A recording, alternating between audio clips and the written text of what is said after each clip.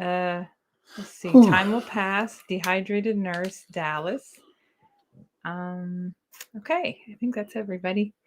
And I think if I could get everybody on the screen, that would be nice. But StreamYard doesn't allow us to do that. Screen. Hello, Esty. Time will pass. John Marciano. I like the name. Yeah. Esty. We don't have our microphone in because every time we were messing with that and we would want to add someone to the stage, we couldn't hear anything. Dallas, everybody. Yay. Oh, reasonable to conclude. Yay. Yay, Reasonable's back. Yay. I'm glad. We were just asking about you. Yes, we were wondering where you went. I'm glad you're able to make it today. Yeah. And we you want to show he has a new shirt? Oh yeah. This is some of the merch off the channel. Yeah, what's it say? I don't know. Oh, escaping the tower one person at a time. Facts on JW. And it shows a burning tower. Yeah. Yep. Okay. Reasonable was traveling. Oh, cool. And I have my shirt, so I'm going to go grab it real quick. Yeah, and bring my inhaler. I'm about to suffocate. I have the worst asthma, guys. Well, I have the worst allergies, and the asthma just crushes me because it triggers it so bad. Yeah, it's the shirt cool. Momentum music, all right. I struggle with JW trauma still. Oh, man. Though I've been out for 20 years. Wow. All my family is still in. So sad, man. I wish you the best with that.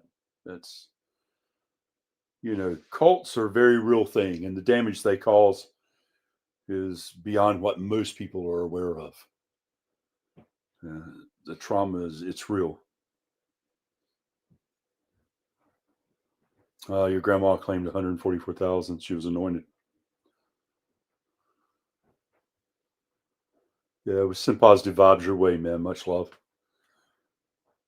All right. Oh yeah, Jeff. There's your inhaler. So I've been on a massive search for truth since she passed 6 years ago. Oh, cool. Oh, that's good. That's the same thing with Casey. She's been on a massive search for truth. Yeah. Momentum music. I like that. Yeah, I like the name. That's what I thought. Mm-hmm. And here's my shirt. It says, "I'm finally celebrating my birthday.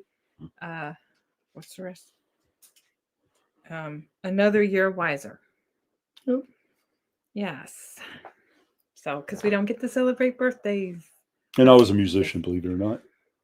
A bodybuilding musician. What, me and Robert Kane, I think the only two. I don't know if you guys know who that is, but he was a bass player. It's really famous. So there was a website you wanted to share, right? See, we can. I went some websites, but just talk about a little bit about what's going on in the news with JWs. We know Sweden is getting ready to, has already done away with their grants, their money grants. Germany's in the process of it. France is definitely in the middle of it. They've already revoked it. A lot of stuff going on. Japan's in the process of it still. Norway, that'll be after the first of the year before all that's finished. So, and then Spain, I think something's going on again in Spain. So there's a lot of things going on in JW world. Not so good for them. Oh, then the United States. Some things were just finished up in Washington State. And they got a lot of legal issues still, some hurdles to go through in that state. Pennsylvania is still coming. What happened? I think they can still see us. Yeah, they can still see us. Okay. Yeah, I'm adding something. How do I do this? Oh yeah, they can still see us. Okay. Yeah, I just. What was that? So I have a website I was trying to pull up. No good. No bueno. Yeah. So anyway, there's a lot of things going on there. So there's a lot of legal issues, and then Pennsylvania is still yet to happen. So that's going to be the big one, because we know what Pennsylvania did to the Catholic Church in the United States, and they led the charge and they crushed them. Ended up costing them over $5 billion just in the United States. Wow. Yeah. And Jehovah's Witnesses have many more cases than Catholic Church had. Hi, Dan. We have a Dan is here as well. Just as we talked to a person that was a coordinator for a couple of different congregations, and they had said that there are 5 to 7 predators in about every congregation. That's a scary thought. That is really scary. Yeah. So you mentioned Dallas says that Pennsylvania is his home state. Oh, you cool. Mentioned Pennsylvania. Yeah. And they're definitely going to be going after them. So the tower's going to hell. It sure is. Fast, quick, and in a hurry. And they are worried. Yes. Who's that? Jeff. Oh, it's Jeff? What does he have to say? An elder from my last congregation tried calling me out of the blue. I'm curious to know why he called, but there's no way to. In hell, I'm answering the call. No. It could be a call shepherding of call. Encouragement or a shepherding call just to bring you back to the fold. Hadn't seen you in a while. Want to know what you're up to. They might be. They may also be poking for information. Little nosy they are. Well, you know what they love to do. Yeah, they want that information so they can kick your butt onto the curb and still count you. Yeah. But there can also be like genuine just interest as well. I mean, the only way to know is you'd have to call him back. STN1 said they're contacting everyone to invite them back.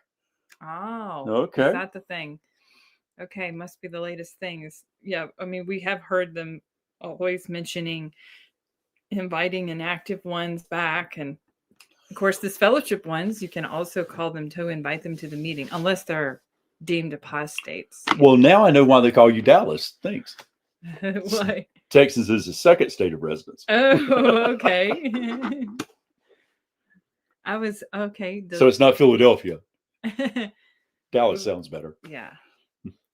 I was deleting all the elders' numbers on my phone, then decided not to because I need a heads up not to answer the phone. Yeah, John, you're right. That is a good idea. John said, keep the numbers. You get a call from the elders, might be spying on you. LOL, they definitely spying on you. I know if I got a call from the elders, I would be like, What? I would be like, you know that. Like, what are they gonna say? Well, come here. Maybe I'm overreacting. I'm getting stared at really hardly. Yeah, how would they know that you left, Jeff? Right? Because that was from the old congregation. You don't live anywhere near there. Well, it depends. They heard it through the grapevine. There you go. Oh, bless you. Let me tell you. Don't say that. I was once disfellowshipped and reinstated, but there were people that found out that I was disfellowshipped that I thought there was no way they would know this. No doubt. Because it was, even though it was in the same state, it was in a different area. I didn't know anybody in their congregation. I didn't know anybody in my congregation that knew them. So I was like, goodness gracious, how did you find out? And I would ask them, and then they wouldn't want to say who told them. So Joey was never a Jehovah's Witness. Coco was, though. Dan says, sorry I missed you all last week. I was out of town. I wanted to go see, though, if you ever got a chance to check out Surviving Paradise. Oh, yeah, that's right. No, and we need to check that out. I think did you? I haven't yet, but it's written down in things I need to watch. There, and thank you for thank you for coming in today, and I'm glad that you were able to. But I do remember that whole thing about Surviving Paradise. It seems like I did. In fact, I'm gonna look this up real quick. It's like a pro JW webs channel, isn't it? Or is it? Laugh and heal as we discuss surviving this. Oh no, wait. Oh, Finland was another state that they're being kicked out of as well. Oh, and New Zealand. Oh, okay. No, okay, no. Oh, and there's something else going on in Australia with them right now, too. Man, there's a lot going on against them right now. Yeah. Wow. So, okay, I'm looking at Surviving Paradise right now. Yeah, okay, so it's a anti JW one. Okay. Yeah. So that's good. There's so many websites out there or YouTube channels now Oh that I my. can't even keep up with how many there are. And it's great. Because if The you more could- channels, the better. Yeah, if you go back to the beginnings, it was mostly just a couple channels. It was like Kim and Mikey, XJW Critical Thinker, Lloyd. yeah, Lloyd Evans or John Cedars back then. And that was like it. Yeah. Oh, no. Might have been And watching Watchtower. the No. Screw generation. Oh yeah, the He's Screw like Generation. older than most of them. He's like So there's real just old. a handful out there. It's like 10 Or years she ago. or he or whoever they are. But now there's so many you can't even count. The Screw generation was really good. I liked them. One of my faves. Yeah. Okay, so Surviving Paradise is a must, especially for people questioning or waking up. Okay, Yeah. that's good. That's what Jeff said. Yeah, and it's and that's good because you have people who aren't sure. You have all kinds, right? You have people who are questioning, people who are still in and maybe just curious, and people who are out but they need some guidance. Then you have people who are completely out, already know everything, up to date on all of it. Mhm. Kind of a variety. Hey, Adam. Thanks for Hi, Adam. tuning into the channel. Say Glad hello you're to here. Adam. Yeah. Say hello. Adam Fish. Oh, yeah. Oh. John Cedars came in my stream. I haven't watched Haven't him in watched him. years. He was He was all cleaned up and was wearing a suit. Oh, cool. Oh, okay, yeah. Yeah. It's like, you know, like the saying goes, love everybody around you, support everybody. It's Yeah. because I did learn a lot from that channel in the very beginning. That helped. Mm-hmm. Yeah, he was good on like that 1914 stuff. Yeah, a lot of other things as well. Yeah. Kim and Mikey as well, even though I know. And then Screw Generation, man, they were really good too. Yeah. And it was more of a lighthearted thing, but it was real. Joey's getting sleepy. We're boring him. Poor Joey. He's got one thing on his mind. Sue. Yeah, it's for him. Hey, Sue. It's all about going for a walk, right, Yeah. Joey? I know, Joey. I know. We'll have to do that later after we're done. This. Oh, Coco was Rex Allen's horse. Oh, cool. That's cool. Yeah, Coco. She's my little diva. She's kind of a bitchy Joey dog. Joe. She kind of. She's sweet. Very dramatic. She reminds me of I don't know if you ever watched that Disney movie called The Emperor's New Groove, and he would be like this: no touchy, no touchy. That's Coco. No touchy. Only on her terms. Joey. Oh, well, hey there. All right. I was at the Hot Air Balloon Festival in Albuquerque. Oh, that sounds fun. That does sound cool. It's the biggest hot air balloon festival in the world. There were Jehovah's Witness book cards everywhere. Oh, no. Oh. You got to try to wake them up. Yeah. There's a way to do it. Wear my shirt and go there. No, there's a way where you just have to ask some questions. Are there many good ones? Yeah. Are there many Jehovah's Witnesses in Albuquerque? I'm curious. Yeah, are there? There's a huge Catholic population there. King of the Dots. Hello. Hey, King of the Dots. Let's talk about object failure being hidden for 25 years since the UN revelation. Since they joined the UN. Yeah. That's true. I don't know how many people have been to the United Nations site and read the letter. If not, we can show the link. That's pretty cool. Oh, yeah, we can show that. Yeah. It's Coco with a C. C-O-C-O. Yep. Okay. My congregation just announced this past week that after the meeting, there was a snack table waiting downstairs. Wow. Wow. That's interesting. They don't usually provide I've never food saw at the that. Kingdom Hall. They might at somebody's And downstairs, that was an old Kingdom Hall. Yeah. Yeah, the JW literature is bland and lacks the literacy of older publications. Yeah. And yeah, so of course we know there's some new tracks out there, and there's 9 new tracks they had. Hi, Jenny. And Jenny, perfect. there's a new book they announced for the annual meeting, which I wrote it down, and I'm sure it's probably on their website by now. And I forgot the name of it, but oh wow, go look it up. Reasonable. Did you read that and then post it up? I was on the West Coast and saw a couple in their 30s by the cart with an elder. I asked if they knew about the legal cases. The elder jumped in to dismiss me. The couple looked so surprised. Oh, wow. So probably this elder knows what's going on, because most elders would know about these cases, but they want to hide it and cover it up. Because that's more important than exposing what's really going on.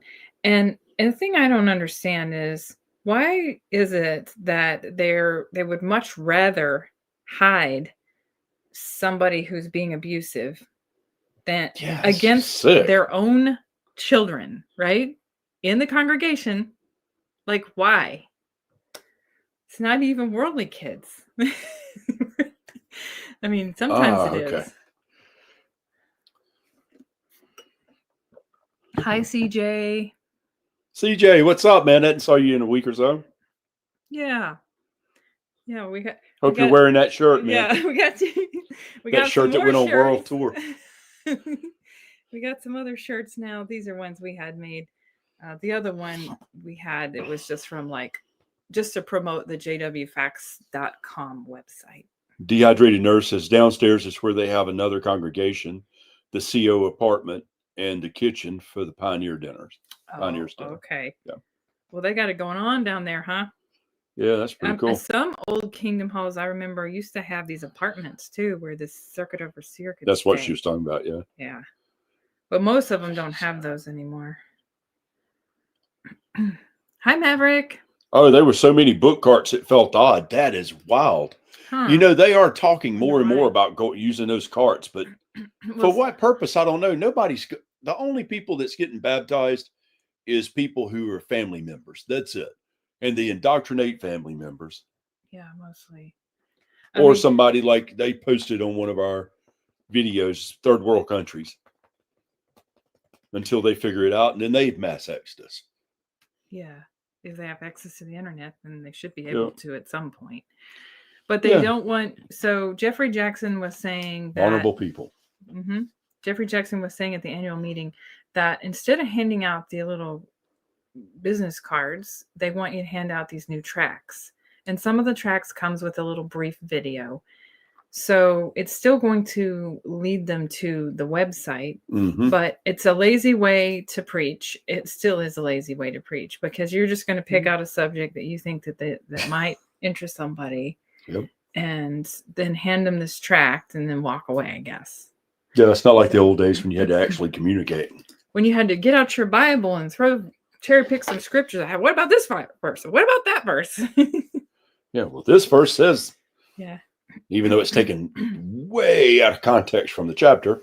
Yeah, like for example, when I was just looking this up, and I know it's kind of a random thing to say, but you know how they've changed the Bible, the New World Translation, and even when they had their older version before 2013, they updated it again in 2013, and then by that year they had removed the word worship with obeisance when talking about Jesus.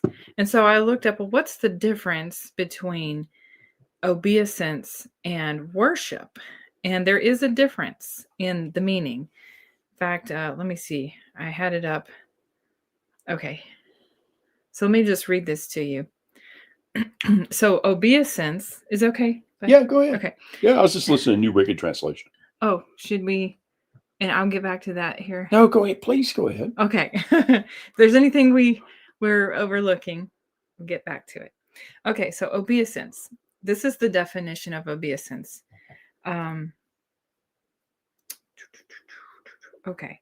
So obeisance is a physical gesture of respect or submission, like bowing or kneeling, while worshiping is a broader, deeper reverence and veneration, specifically for a divine being. So if it's obeisance would be more like, you bow to a king or something.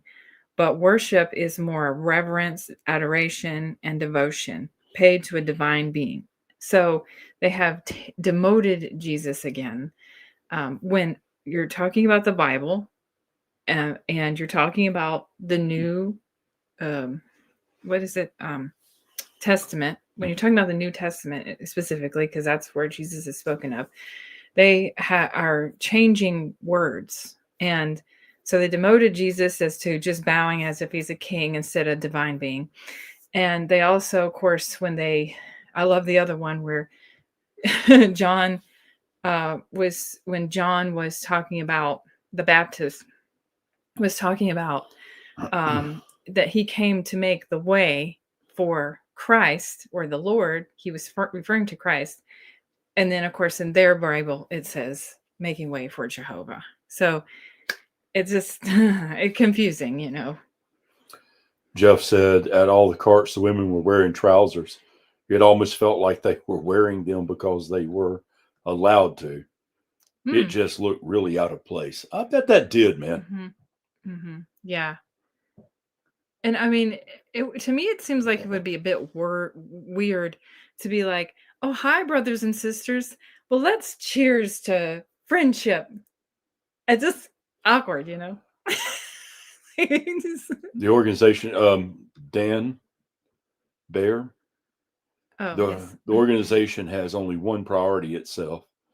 Everything else is secondary. So basically, they're only cared about themselves. If at all, even the innocent and safety of the children and every other abused person. Yeah, they don't care about nobody else. They don't care. It's all about Watchtower. They don't even care about their own, like I was saying when you said here, they don't even care about the safety of their own children in their congregation. Nobody matters. That's why they can disfellowship you like this, and they can let you go, kick you out of the house, even if you're not even 18 years old yet. Because I know situations that of people that happened to where they weren't even this. I know a case where this man, he was not even disfellowshipped, but he was in his last year of high school, and he was dating a worldly girl, and his parents gave him an ultimatum: either you quit dating her or you are getting kicked out of the house. And he was in his last year of high school. Okay. Yeah.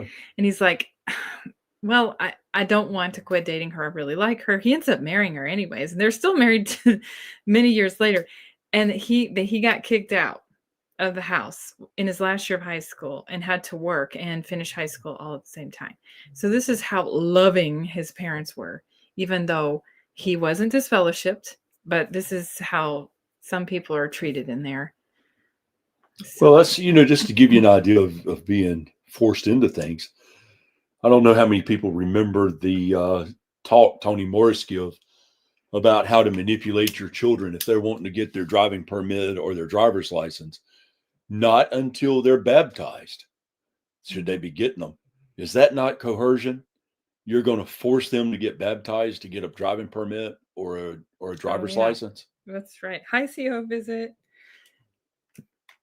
That's there's manipulative definitely as that. hell. It's true. But then at the same time, the witnesses will be like, well, it was their choice. And you're like, that's not their choice. You took away their choice when you did that. They don't baptize babies. I mean, I've seen people say things like that. Well, then they need to look at the German picture that was just happened where they was baptizing those damn kids. It was only 10 to 13 years old. Crazy. Yeah. And not all Christian denominations baptize babies. Like some of them, like the Baptists, don't do that, but Catholics sprinkle. There's the Methodists and all of them. They just do the little sprinkling. But the thing is this: they don't say, if you decide later, hey, you know what, I don't want to be part of this denomination anymore. So is that okay? And they're like, okay, no hard feelings. I mean, but like with a Jehovah's Witness, no, The only way our families will talk to us eventually is when they all wake up. If only that could happen. That's true. That is true. But you know what? It's always possible because look how many people have woken up. And I actually I looked at this graph. Well, I asked ChatGPT to create a graph for me of the amount of Jehovah's Witnesses that have left since 2023, and it can't create one for 2025 since we're not done yet with that year. But I don't really know how accurate this is. So Maverick, you're so right. I'm going to see if I can send this over. I'm going to see if I can send this over into the platform so you can all see this. But just give me time. I will come back to that. Yeah, it's true, Maverick. Yeah, I know you can run around naked, and that's fine. I know. It's definitely strange. You can talk about the craziest things, but man, you mentioned something that's going to try to help somebody. Yeah. Jeez.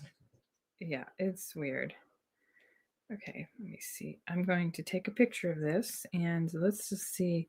Now, I don't know if this graph is accurate or not, but I'm going to send it over to myself so you can tell me what you think. Is there, and we had a website you wanted to show as well, didn't you? Maybe we could pull that up because it's I'll right send here. it to you. It's right here. Oh. It's right here. So we'll get that graph soon. Okay, so do you know how to do this? let's see. Just give me a minute. All right, you take care of the audience while I figure this out. Hello, audience. No, not that. Not that one. Not share. Okay. All right, just ignore me while I do this. Oh my. Oh no. I wonder if there's a way share screen. I don't want to do that. Oh, maybe I could. I don't have a clue. Video file. All right, I'll have to research. I don't see how to do that. Look, once you get 60 and plus, you don't have to worry about these things anymore. Is it ChatGPT plus pay or free version? It's the free version, which does limit what you can do. Yep. Okay. What ChatGPT? What do you mean? It's asking for ChatGPT. Now what? What's the question? Is it ChatGPT plus paid or free version? We're doing the free version. Okay. And how come here goes the graph? What, did I miss something? Because I said I used ChatGPT to create this graph. Here it is. Okay. Here it is. And this is a graph from 2000. Now, this is according partially. ChatGPT is going to tell you what it finds, with online, I assume, with Jehovah's Witnesses organization and their numbers, which they claim are a little over 8 million. Okay. And but it says here that from 2023 to 24 and partially 25, I asked how many have left or stopped going in service or stopped publishing, right? And then it said there was only like 19,872 in last year and then this year. So I just don't know if that's an accurate number or not. What's that? How many people have left or stopped going to the meetings between 2023 to now? It's an assload. And it's just showing this number here. Right. Oh, we have someone here. It's coming on the stage. Okay. All right. We will remove that. Bring them on. Hello. Oh, how's it? How are you? Doing wonderful. How about yourself? You're good. Good new guys. So yeah, sorry, missed the show, but can I hang out with you? Of course. Sure. Of course. Thanks a lot, and greets to the audience. Yes. Oh. Oh, okay. So Kev, you said the pay version is night and day difference. Okay. Maybe keep hearing that. We might do that. Yeah. We're being cheap right now. And the paid version is cheap compared. Oh, really? Guess we'll have to share that one. Yeah. Man, choice. Okay. Yes. So thank you for coming on, Matthew. Good to be with you all. Yes, you too. Dallas, How much Sue, is- everybody saying hey to Matthew. Hi, Sue. Hi, Dallas. Good to be with the Happy Thoughts. I see them there. Yeah. Jim, GJ Michael Bust. How do I say that? Yeah. South African. Oh, are you South African? Yes, we've already established that. Yeah.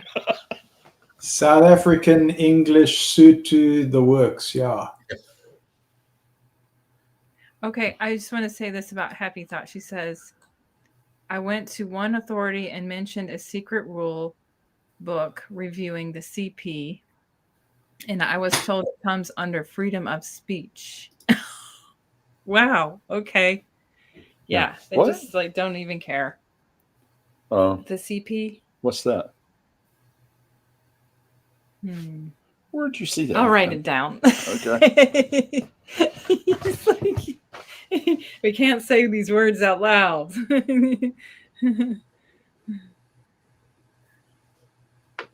Oh, buh.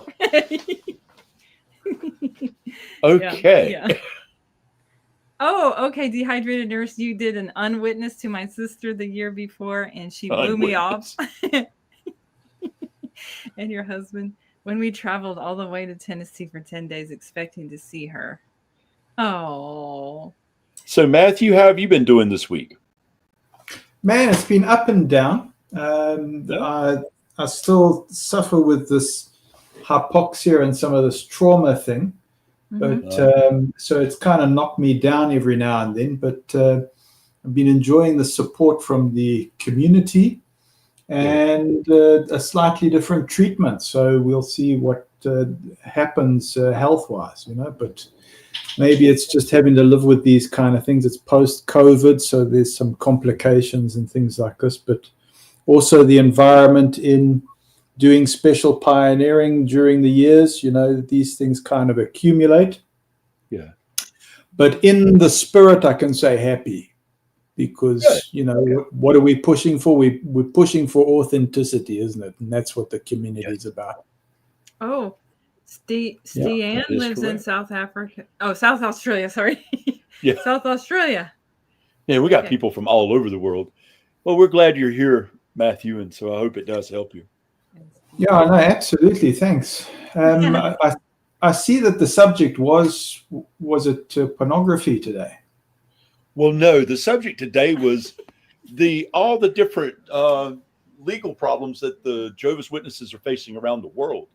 With Finland, with Sweden, with Spain again, with France, with Germany, with Japan, all across the United States and Canada now. So there's a lot of legal issues they're facing that's more than ever before. Yeah. Casey, I sent you some of that complex stuff. I don't know if that's useful for your audience, but it was just going back to the formation of Watchtower. And it gives an insight into what the AGM is all about and basically what the whole structure is about. It's very, very revealing. If you became a shareholder, you got the third additional watchtower, whereas the rank and file just had the 2 watchtowers. Okay. Yeah, that is really interesting. Let me see. That is interesting. I haven't took a look at that yet. What's your email under? It's Matthew, right? Your name? Yeah. Okay. Let me see. So the third watchtower showed you more of the investment side, or if you want to say the non-spiritual side or the monetary side, that was what the third watchtower was for. In subsequent years now, it's changed to kind of more like a newsletter type of thing. Okay, yeah. Yeah, that's really what it is now. It's this Isn't that crazy? They just love to, they like to hide in plain sight. The organization, the governing body, they like to hide in front of their members, pretending to be something they're not. I mean, that's another thing, too, I noticed that a lot of, if you look at other churches, they have a YouTube channel Jehovah's Witnesses don't have a YouTube channel because they want to hide. Because they might say something today and tomorrow it's something different. Will you do me a favor and look right there and see if it's a 1986 book? Okay. I like this guy's name, Stephen Let's Not. Oh, wow. I hadn't saw that. Oh, man. The UK. Yeah. Oh, from the UK. Man, that's how where the UK memberships dropped a lot, too.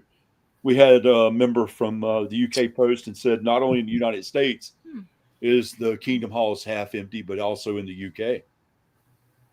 Mm-hmm. And they had been to several Kingdom Halls in the UK and noticed the membership had dropped half. Where here, I think it's a little more than half. Okay. That's wild. I didn't know that about the third Watchtower either.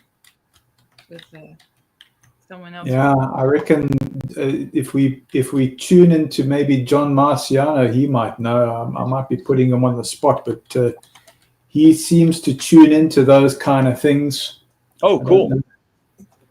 Yeah, but you've got a very aware community about like these extra publications and things like this that was specifically for shareholders. I don't know if you received any pictures from this year's AGM. Did anybody receive pictures or what was going on? I actually didn't attend it. I didn't. We videoed it. I didn't get the invite this year. Yeah. Surprise, surprise. But I did get to see some of the events happening inside. Bound volumes. Oh, the bound volumes. I'm sorry, Matthew. 1986. What, Watchtower or Awake? Watchtower. Okay, that's not a yearbook. Okay, whatever it's called. What's in the 86 Watchtower? Yeah, it's January 1986. It's, hold on, let me take a look at that real quick and I'll tell you exactly what it says. Okay. I'll misquote that because we don't have it. I'm airheaded sometimes. We don't have it. Whoops. Good old JW Library. Let's have you online. Watchtower 1986. There it is. January. Okay, we have to look for that. We didn't have days like the days of Noah. And right. in there, you go down several Jane. chapters. She wants to know what's going on. In the final time. You wanted to share something on the Watchtower 1986? Yeah, let me find it real quick. Okay.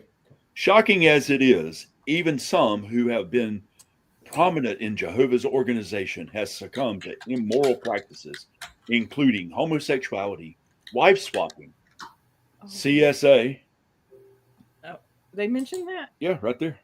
Oh. Sounds like Bethel. It is to be noted also that during the past year, that's what it was about. 36,638 individuals had to be disfellowshipped from the Christian congregation, the greater number of them for practicing immorality. Jehovah's organization must be kept clean. This is when they had that huge problem at Bethel. Yeah, it was the Bethel problem in 1986. And it goes on to mention Bethel in the article. Yeah. Does anybody remember that? That's pretty wild. It sounds like you did, Matthew, because you thought it was about Bethel. Paragraph 12. Jeez, I can't speak. Yeah. There's only one public watchtower and 12 study watchtowers now. Now, yes. And one awake. One awake a year, right? I mean, I assume, unless they've changed that. Some people were thinking they didn't have any more, but I don't know. Well, they have just the one. The one per year. Yeah. Okay. Yeah. Remember when they were doing them like every week? Like Watchtower Awake, Watchtower Awake. It's like every week there was a magazine.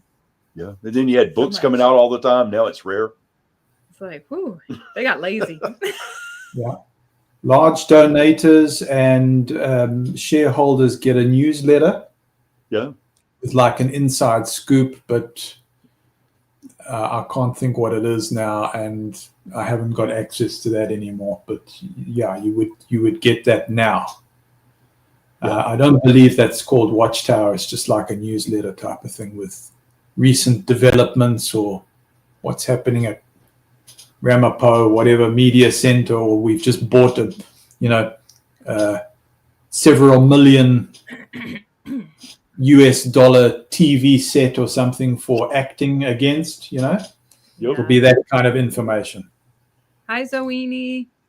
It's kind of funny because the Watchtower, everybody thought was worth about, and I was guilty of it until I started doing some really deep and looking into them, was worth around 5 to 8 million, but billion. They're actually worth around 15 billion, which that's crazy that's all they have, but if you look at all their assets from all their hundreds of shell corporations, it's not what people think. Yeah. I mean, that sounds like a lot to any normal person, but that's really not a lot for an organization. Yeah. And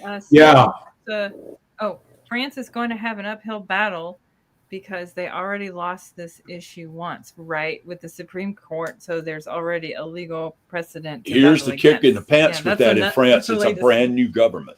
Oh. Yeah, everybody got kicked out of the government. So it's like they're basically government free almost right now, starting over. Yeah. Okay. Hi, Jay. They've had a lot of problems in France. Yeah. So who remembers Aid Afrique, which when the France problem came up around about late 90s? Who remembers the Aid Afrique organization, which was working hand in hand with the United Nations? Does anybody in the audience remember that? Let's see. I don't know. I guess I'll have to see. I don't know. You got us on that, but I would like to know that myself. I might have to show pictures of that because you won't find it easily in print. It would only come up in things like images in publications. Wow. So you might have an aeroplane with the marked insignia or branding Aid Afrique. Is that the one where they had to put the UN stuff in it? Yeah, absolutely. Did anybody ever know? They have to put some emblem signifying that they were part of the UN. I do remember some old publications that had the UN symbol on there, but that's all I knew. So go ahead. I worked for that 25 years ago. Oh my. Really? Wow. And yes, my family made a big donation, or I don't know, I can't say a big donation, but we made a donation. And we were supposed to get a video about it because it was an experimental thing, but they were very excited about it. And then, of course, they withdrew all of that, but they kept the donation. Really? So CO Visit remembers it. Oh, okay. CO Visit. 1997. If you have the video, that's a useful video to keep. Wow. Okay. Now, how do we find this? Man, I was booted out of that one. I just remember I can only give my testimony about working for it. I was loading trucks with, there was aid equipment, food aid, clothing. There was all kinds of things that were being sent up to Congo and places like that. But it was under Aid Afrique. And it was when we had an influx of a lot of United Nations personnel coming into the congregation, and I alerted the coordinator and said to him, tell me, why have we got so many United Nations persons attending? And of course, he lost the color in his face.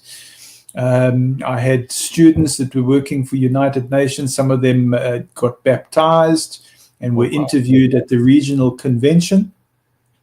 To do a study with those kind of persons, I would have to get searched before doing the study. I would actually go into the building where the United Nations personnel were operating from, and I would have to do just a pat down. They'd do a pat down search before I did the study, but it was an arrangement that was, basically with the branch for Aid Afrique, which was when there was the taxation issue. I don't know what it was. France and Belgium. There was a cooperative with France and Belgium, and how we got planes, I don't know. To answer Willie B really quick, Willie B 933, they didn't have to say something positive. They had to publish an emblem of the UN a certain amount of times a year. Is that not correct, Matthew? Yeah, it was like in Awake magazine. I think the one who is a very, very good custodian of history would be Barbara Anderson, Yeah. because her record keeping is very, very good. Yeah. Do you know like what year maybe they would have put this in the Wake magazine? I would say prior 2000, and then the yearbook 2000. It could be round about. I seem to remember page 14, but somebody might have to check it. Probably around about 13, 14, 15. Hold on, I'm going to look it up. 2000. We're gonna look it up. Oh, okay. All right, man. Okay. Yeah. See. Thank you, Matthew. I'm going to look it up. Excuse me, people. I'm cruising. Okay. All right. Cool. Jeff said he vaguely remembers what you're talking about. Okay, so Jeff remembered it some. All the media stuff and newspaper articles on JW, who did the child porn and Australia Royal Commission info. Yeah, Jeff. Yeah. United Nations, aka Smoking Harlot. Man, they always did draw her as kind of hot. Yeah. A couple of years ago, the convention drama showed a UN refugee camp. Oh, yeah. Yeah, we went to that in 2023. Oh, you have it. Well, I'll look at that. What is it? I can't tell what I'm looking at. Is there a symbol there? Yeah, I see that. Is that reversed? Uh-huh. I mean, what's it say? Yeah, it's reversed. Man, how do I change this image? Sorry about that, folks, but that's okay. That's the book. Oh. There we go. What's the book? 2000? Sorry, man. It's all in reverse. I see. 2000 Yearbook of Jehovah's Witnesses. Yeah. Okay. Do we have that yearbook? Oh, we do got that yearbook somewhere. I saw it. Page 14. And, of course, that's the aeroplane. And I should imagine in the magazines of that period. Yeah, I see it now. Yes. Oh. You look for these planes, but yes. This one doesn't have the markings. Some of them have got the markings with Aid Afrique on it. Okay, got you. That wow. Is crazy you remembered that. Well, he was part of that. Yep. Yeah, but you remembered what page it was on. Yeah, well, this is the kind of stress, get put under when challenged. You got to kind of have your wits about you. And they don't even burn the brain. The yearbook. I'm looking under publications right now, and I'm not even seeing that as an option to look up a yearbook. Yeah, they probably don't want to talk about that one. Definitely not. Yeah. That is because even if you've got access on on jw.org, like elders or members will have access at the bottom at the login. So you'll see that. Oh, so okay. According to what tier, you'll get different access. So somebody who's got or passed certain milestones or passed certain tests will have access to 1879 publications, but it won't be the scanned PDFs. It'll be text-based only. So even there, they're shielding their own so-called trusted personnel. They can't see the PDFs. They can only see the text-based information. Our online library doesn't show the pictures. Yeah. And the pictures are very, very important. They're very key. That's true. Man. Yeah, and normally they do show pictures, so they are hiding something there. Yeah. So if you want the pictures, you have to go through research. So someone like I've mentioned him before, Franz Schradel, but then he'll grill you with questions. Wants to know why you accessing that information. Wants to know your qualifications, and they'll verify with your congregation what your standing is, and you've got to have somebody vouch for you before you get access to that research. But all of it is in deep archive, and it's sent to data havens around the world. So it isn't isolated in one particular place. South Africa acts as a backup control center in case something happens to the US world headquarters. Then it could take over. If war breaks out in the US, or they have to dismantle the Bethels or whatever. But then, of course, all the information was put into scanned PDFs. So it's all there in the data havens. But they don't want to necessarily localize that information because some countries demand a data audit. meaning that sometimes they have to scan information and books and records and things like this. So one of the ways they got around that was they put things into data havens. So countries where the laws are slightly different. See, that's very interesting. Wow. So Stan wants to know, didn't some missionary somewhere have a boat for witnesses, for witnessing, and the Watchtower came along and confiscated it? I don't know. Do you know that, Matthew? I don't. You see, now I don't know if I'm free to talk about L. Ron Hubbard because that's Scientology. But when he got booted out of Rhodesia, which became Zimbabwe, which is where I served, and I was serving in all those territories where L. Ron Hubbard was getting the information from which he then developed Dianetics, which was supposed to be a psychology or an alternative psychology help. Eventually that led to him getting onto the high seas because different laws, maritime law applied. You're nodding your heads. You all know about this. Okay, I sort of thought. Yeah. Yeah, that was my territory where L. Ron was. That's hilarious. Wow. Yeah. And I've got a friend who's a psychologist, and he says, by the way, Matt, I'm going to tell you something. He says, L. Ron Hubbard was onto something. He says, you can't just dismiss it as ludicrous or say, no, nonsense, or we don't validate it. He says, please pay attention. Pay very close attention to how he operates. Well, Dianetics, obviously, if you look at the root of it, it's based on some psychological book that was written. I forget what it was, but he was obsessed with mental health. And because he had a lot of issues in his family, but he was a brilliant man. He was just twisted. I mean, as far as that goes, Hitler was brilliant, but he was sick, But Dianetics, you are who you are is created by every experience you have in your life. And that's what it's based on, the engrams. So yeah, it's real.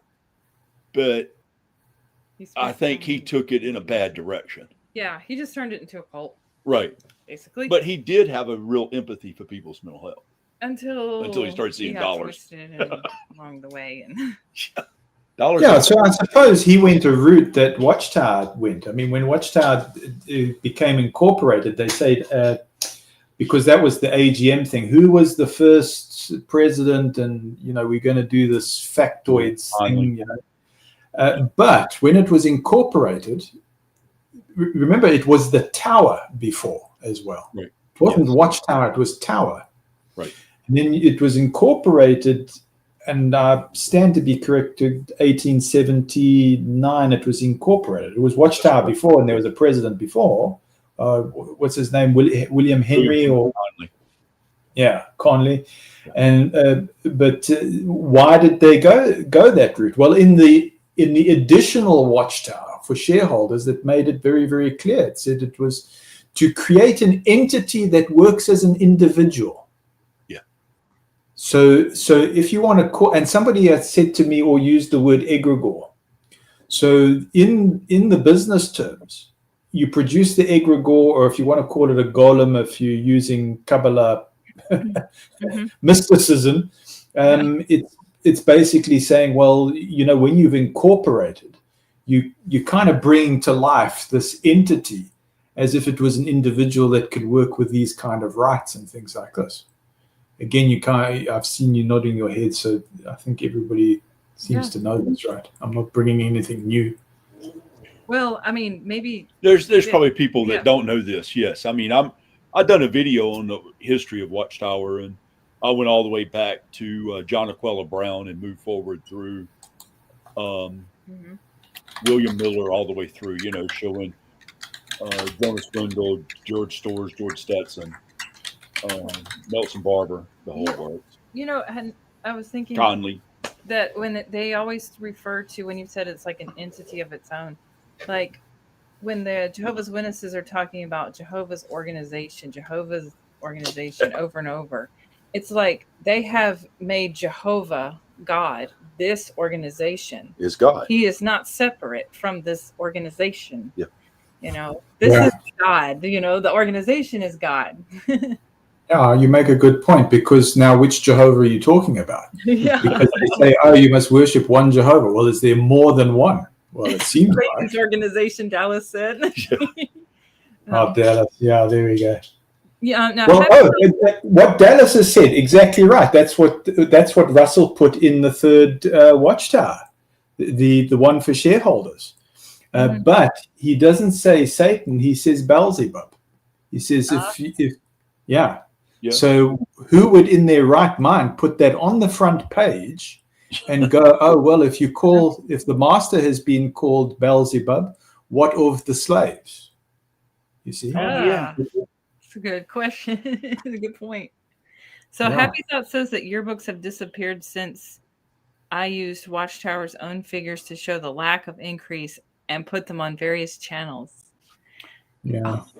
And that's probably, so how they used to always talk about, each year, look how we're growing, and here's the yearbook to prove, and then now you don't do it anymore because they're losing members. Unfortunately, I don't feel like we have accurate numbers, and that's what I was asking. They're not going to give them. Yeah, they're not going to give accurate numbers because it's going to show they're dwindling. But it just takes a trip to a Kingdom Hall, and you go, "Oh wow, look how few people are here." We just did that, like literally a month ago. We went to a Kingdom Hall, and I counted like 35 people on a Sunday.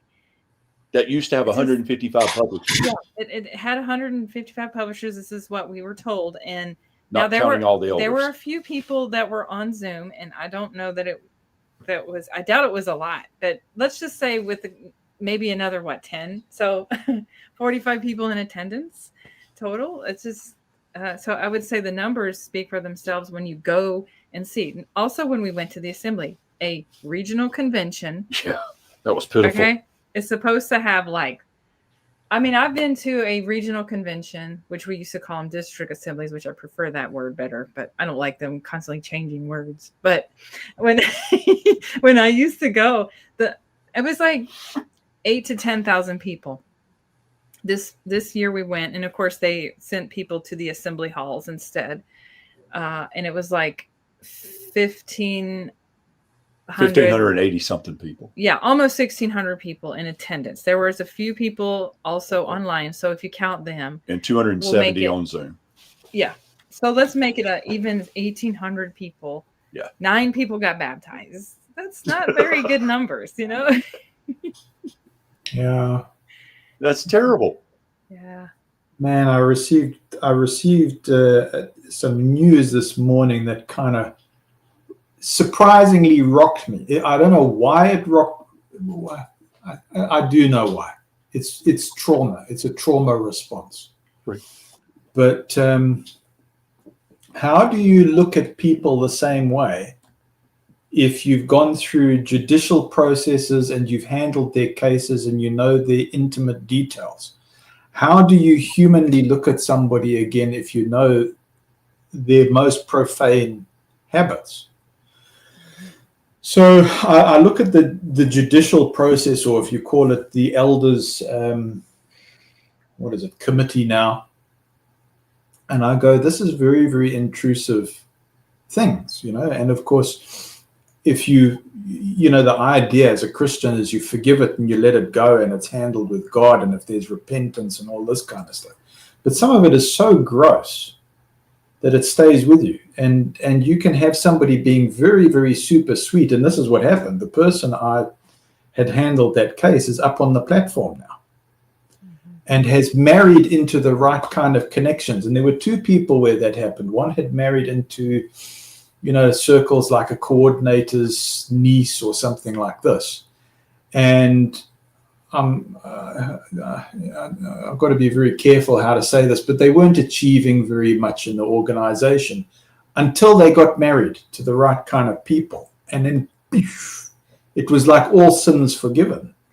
And whatever inadequacies or limitations they had, or whatever history they had, it was almost like it was expunged. But now we look at it and we say, well, hang on a second, maybe the ones with the worst kind of history, they become part of the actual true club because when you have a really rocky history, then that's kind of used to create the loyalty, isn't it? It's like saying, well, we know the worst things about you, and we use that as an emotional blackmail. Yeah. Yes. That's true. Stephen has had to go, so let's see you, Stephen. Thanks for coming in. Yeah. I also wanted to say this. I like that name. About Happy Thoughts had some good info here. That from 2014 to 24, only 1 million increase. That's like 10 years, and only if you totaled that up, the number baptized each of those years, where was the overwhelming increase? And then that also says that supposedly, or Stan says that they had a record number dunked one time, 300,000, and the total fell by 1%. Where do they all go? Yeah. So you can't even like do these numbers properly because you're not getting accurate information from them. Well, what you do is just take up all the baptized over a certain amount of time, just go through the books and add it up. And then you prove them wrong. Somebody did that one time. Also, can you calculate how many people are not there? I guess that would be, because you can't really count, you can't count the people who are physically and you have the physically and mentally out. You don't know who they are. So they would be counted in the ex-witness community. Then you have people who have faded and aren't disfellowship, but they're still counted. Even disfellowship ones are counted, I think. And unless you're disassociated, I think those are the only ones they don't count. Am I right? Yeah, you're correct. So I saw that happen with the change of, the reporting. I saw that there were people that, I'm going to use this term, please forgive me, and if I trigger anybody, please put it in the comments and I will apologize and all of this. But I saw persons who were labeled according to the religion apostate, and had seen what was really going on, and I saw them counted as publishers still. Really? And I'm going, wow. Yeah, I saw this. Still counted. So it's to me, I'm going, well, that's enough information to know that it's jiggered. Yeah. So Jane wants to know what woke you up. What woke me up? Is that a long story? Yeah, man, I've got to be so careful because I've got to really respect the audience, but I don't mind talking about it. It just depends on the hunger of the audience, and it depends on how helpful it's going to be, Yeah, and I think it is to you as well, because you said you're going through trauma. So I would say usually a few things. It's either doctrinal, you could say doctrinal, or there could be some sort of abuse, mistreatment, or let's say mistreatment. Policy. Change of policies. I'd say mistreatment, doctrine, policy changes. Those are probably the top three. I don't know. Okay, so Casey, how about this? I will. This is your show, and I've got to respect all the rules, and some of the rules are just very complex for me. I don't know what applies to you in the States and what you can talk about and what you can't talk about. But it's really up to you two.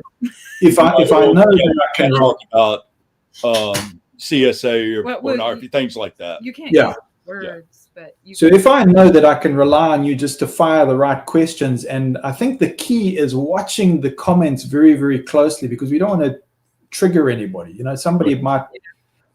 Fritz Springmeier, brilliant for handling persons where some of this mind control triggers have been set off. Right. And I think that's what we need to look out for, is persons who are trying to recover that don't get triggered by, whatever comes out of my mouth, Yeah. So if you can do that and we can just watch the comments, then I'm all for it. I'll support it 100%. True. Okay. So you were in South African Bethel, I assume. Yeah, and Zimbabwe and Zambia, and I did a couple of missionary homes. Oh, our family home was a missionary home, came under the Bethel arrangement, though the title deeds were still in the family name. But for me to go to that home, I needed to ask permission from Bethel, even though it was our family's property. Okay. Yeah. Wow. Okay.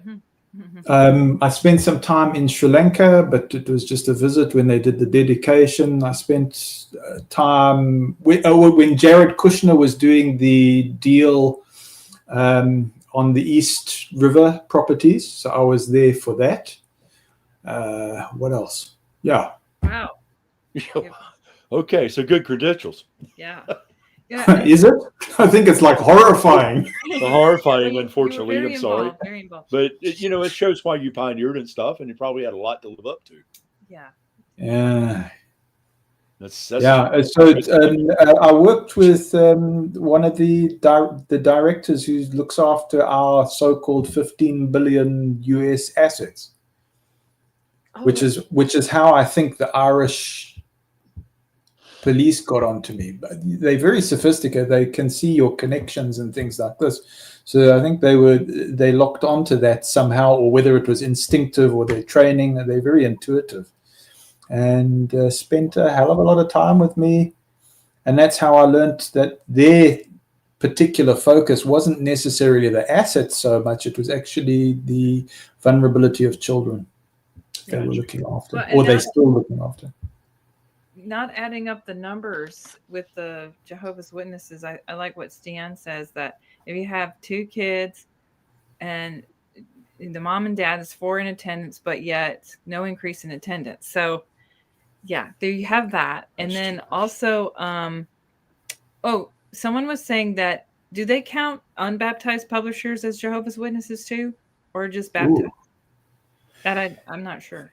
That's a good question. So I don't believe the kids are counted as unbaptized publishers. I think they just counted in attendance figures.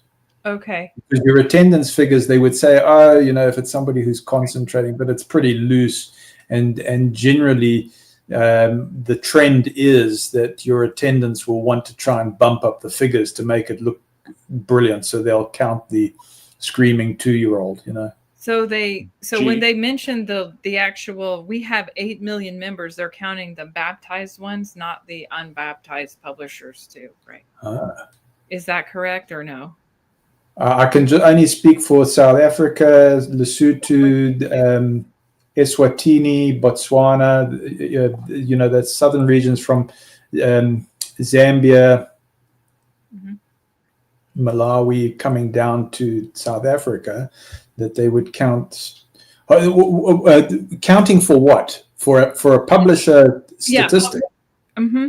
Yeah. No, then that would come through the secretary, and that would be on the hub that the secretary would be punching in that report. So he would hub system between baptized and unbaptized publishers.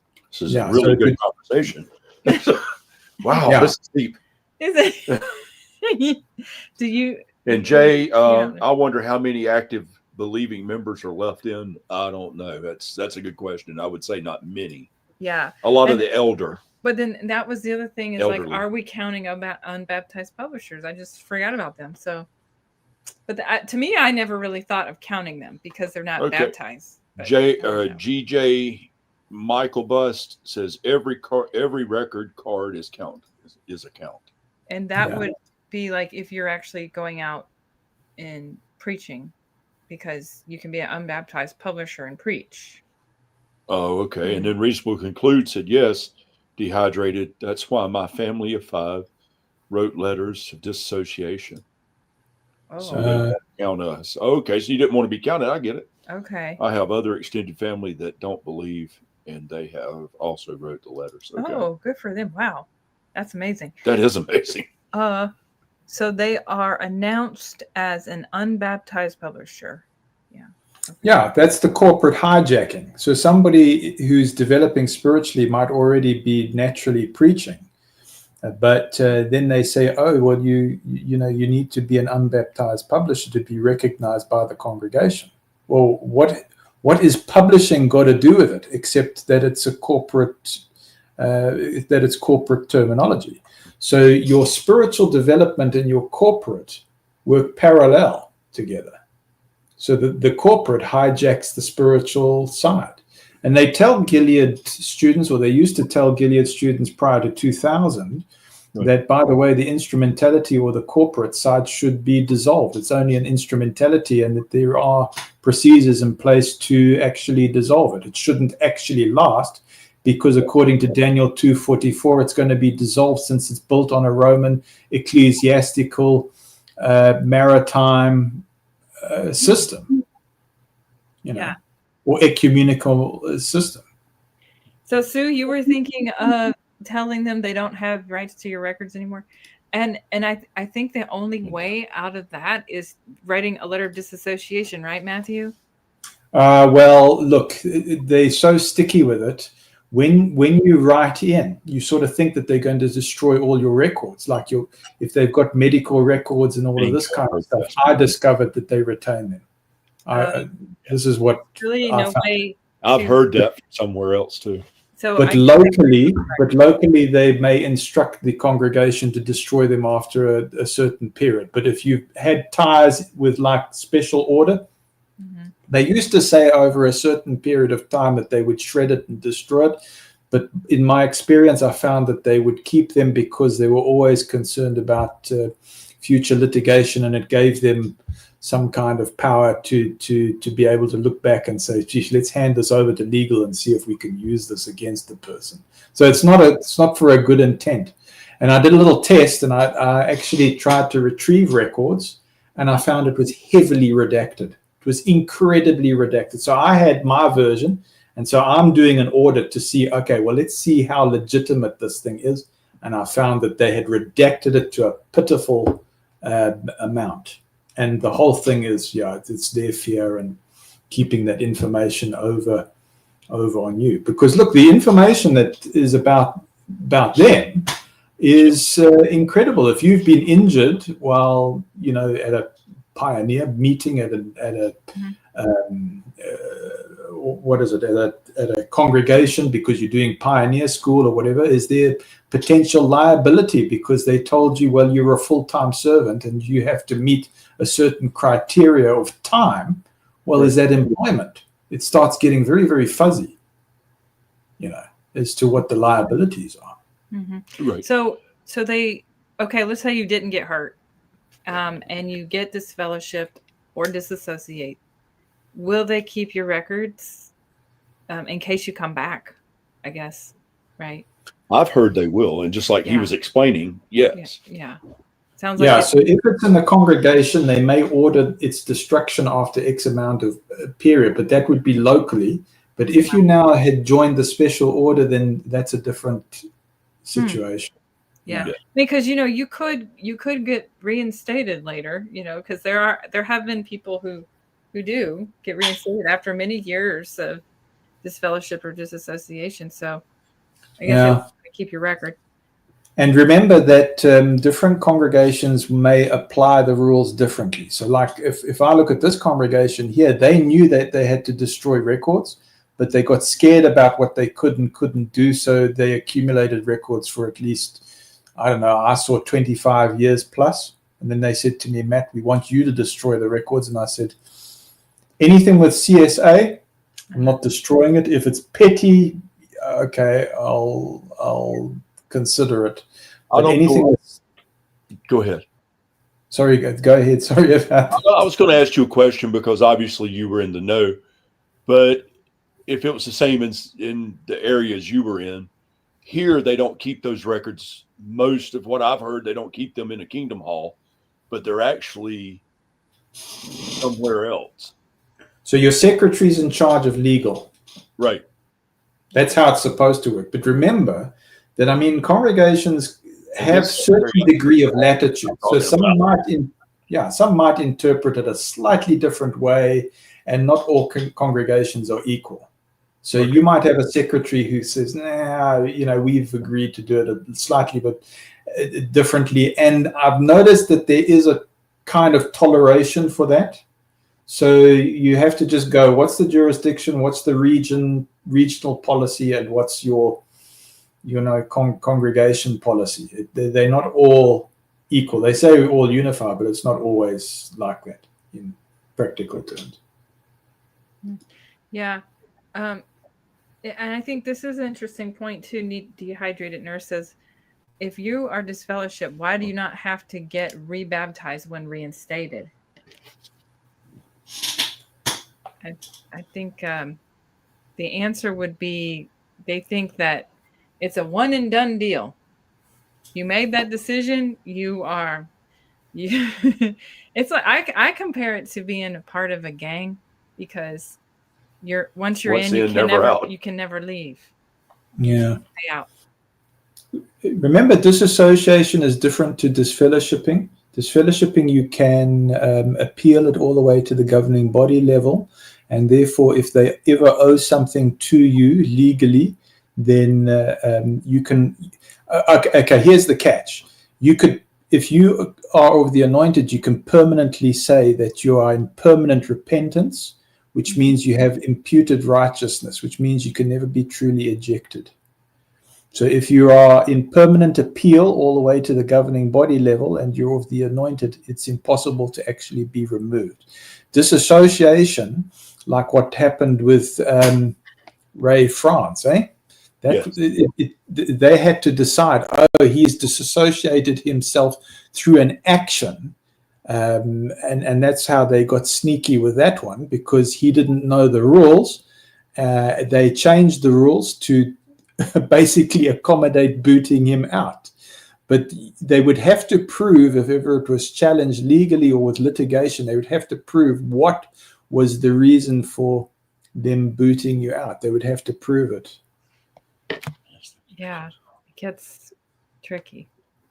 So, and I guess the short answer is your records are always there. In somebody.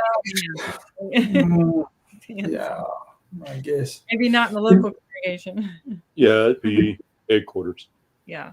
You know, if you're working with somebody who's a forensic scientist or in police or whatever, they'll tell you that there's nothing that can be destroyed. It's not possible. It's not scientifically possible. Right. Yeah. So if you want to think in a metaphysical way, well, no, you can't destroy it. But I think we're just trying to talk about basic pieces of paper with, our medical records and maybe our publishing history. I would say it's fairly ambiguous depending on where you're situated and in what region you are in and how policy's been interpreted. So, Casey, you're right. You treat it as they have it. Yeah. And I like what Sian says. Baptism is magic. It's just public declaration of your faith, right? So, well, it's not even. You're baptized into an organization. You're not baptized in the name of the Father, Son, and the Holy Spirit. Like the Bible states, you're baptized into Jehovah's organization. Right. So how is it legalized? It's legalized because you've done it in front of witnesses. Correct. Mm-hmm. Yeah, because there are questions, which they have changed their baptismal questions slightly over the years. Let's see. I'm going to look it up. I know it's like, well, one is like, do you recognize, or have you repented of your sins and dedicated yourself to Jehovah and accepted his way of salvation through Jesus Christ? Okay, I'll give them that one. But do you understand that your baptism identifies you as one of Jehovah's Witnesses in association with Jehovah's organization? Where is the Father, Son, and Holy Spirit in that? If they claim to be Christians, definitely they're getting baptized into an organization. That's right. So that was prior 1984. So they made that change 1984, and then they subsequently changed it later on recently as well. Yeah. But if you're talking about being baptized in the name of the Father, the Son, and the Holy Spirit, that was prior to 1984. Okay? I'm open to be challenged on that. Yeah, JW Fax has that website lists all the dates on when they changed the wording. It's slight changes. I didn't notice huge changes. At least I noticed this last one. It used to say, they say in association. The second question. Let me see. Your baptism identifies you as a Jehovah's Witness in association with Jehovah's organization. It used to say with God's Spirit directed organization. So at least they had a little bit in there. Okay, they had the Holy Spirit, but now they don't even have that. They're just association. Like, what does that mean? John Marciano said loyalty to the governing body. Yeah. But it's all legalese and it's just changing. But the same people that created the legalese, I mean, people can create the counter legalese as well if they apply themselves to it. It's just that we haven't had access to a lot of information or the ability to be able to sort of come together to be able to analyze this, to make countermeasures. But now in this computer day and age, it's now at a stage where it can be equalized and surpassed. Mm-hmm. Yep, they're directed, not inspired. That's right, Jenny. They are. You're baptized into a corporation. Yeah, that's correct. Yes. Dallas, yeah. Yep. Oh. Okay, so Stian says he studied under the Father, Son, Holy Spirit in 1986. It changed. Okay. And see, 86. I got baptized 86 was a huge year for changes. Yeah. See, I didn't know that because I got baptized in 93, so it had already changed by then. Yeah, so the governing body announced to be the faithful and discreet slave, as mentioned of in Matthew 24 or 36, whatever. Because it used to be like Russell claimed to be the faithful slave. And then the president, but then all the anointed ones were the faithful slave. Anybody who was anointed. Is it right? Is that correct, Matthew?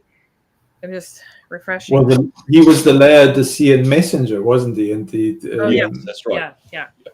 Okay, so when did they decide, or who decided that it was like just the governing body and not all of the anointed ones? Okay. That's a good question. Was it? Oh man, I'm building my brain. I think we've got better minds that are clearer. Is it not 2011 or 2012? Oh yeah, you might be. Was it that recent? Oh, yeah. Here we go. 1991. Somebody got baptized. Because you had the revised NWT 2013, and then they made everybody rededicate themselves at the regional convention with the oath, where everybody said "I." Mm-hmm. So it basically said that everybody was under a new rule book. And Mark Sanderson says, if you've got sins, they've been erased. 2013, So I would imagine, and somebody needs to check it. I reckon probably 2012. Let me look into it while you look at the chats. Yeah, Bo. Hi, Bo.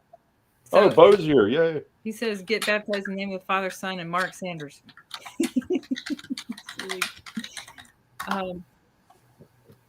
Okay, so Booker says that a friend from high school is a Pentecostal, and they baptize in the name 2012 of Jesus only.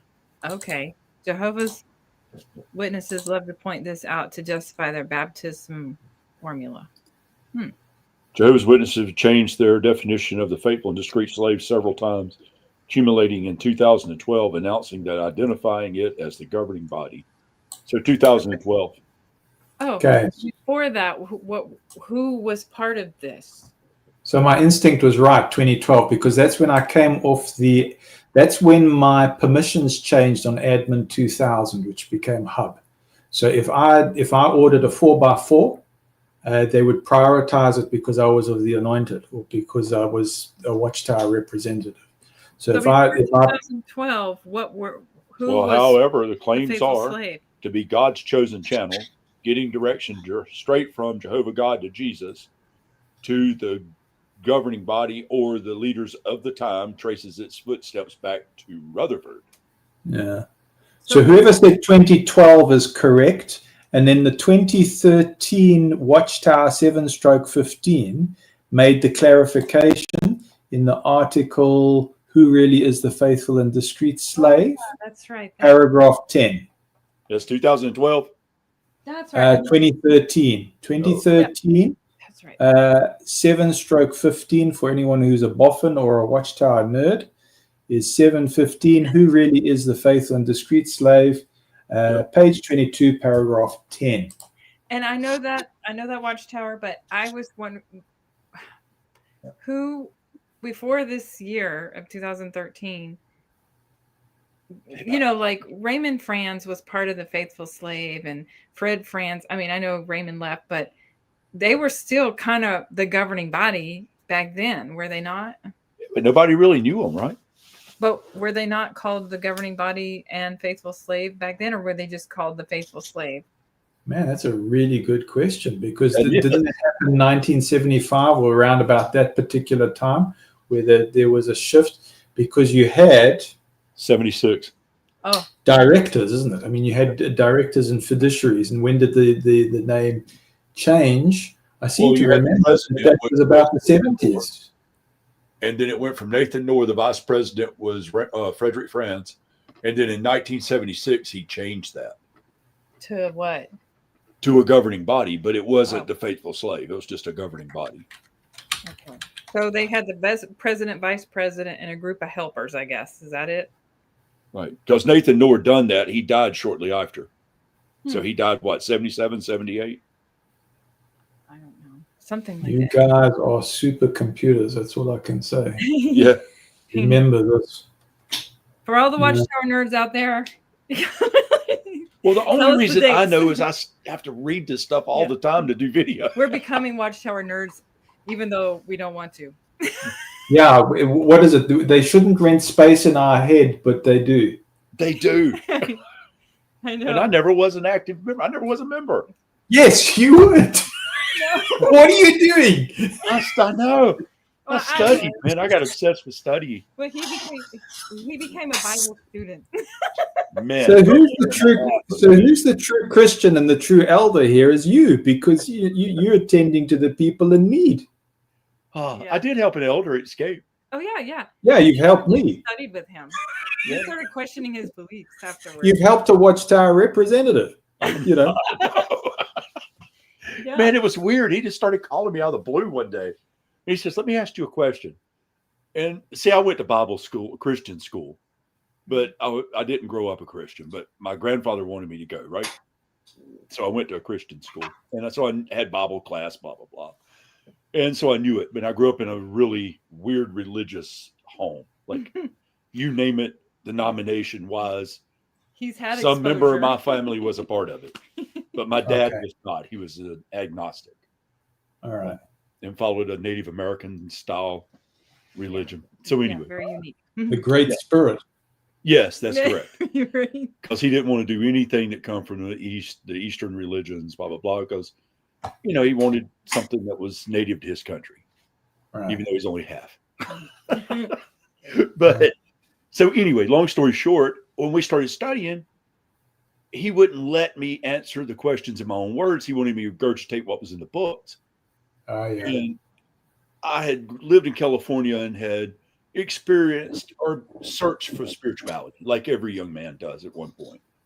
And so I'd studied with several groups out there. And man, if you look for cults, there's one around every corner. California was the home of anything. Yeah. And so I learned quick what these people did. They want to coerce you into saying what they want you to say, not what you believe. And when he started doing that, I was like, man, you don't want me to answer this in my own words. You want me to tell you exactly what's printed in this book. And I said, so you're trying to condition me right off the bat. And what do you mean? You wanted to argue with me about it. And he was like, well, yeah, so you identified the 1984 Big Brother. Yes. And well, I had to suck it up because I was trying to get her reinstated, and she didn't want to be married to a worldly man. And I'm going, oh man, I'm in a cult with these people. What am I going to do? How am I going to tell her?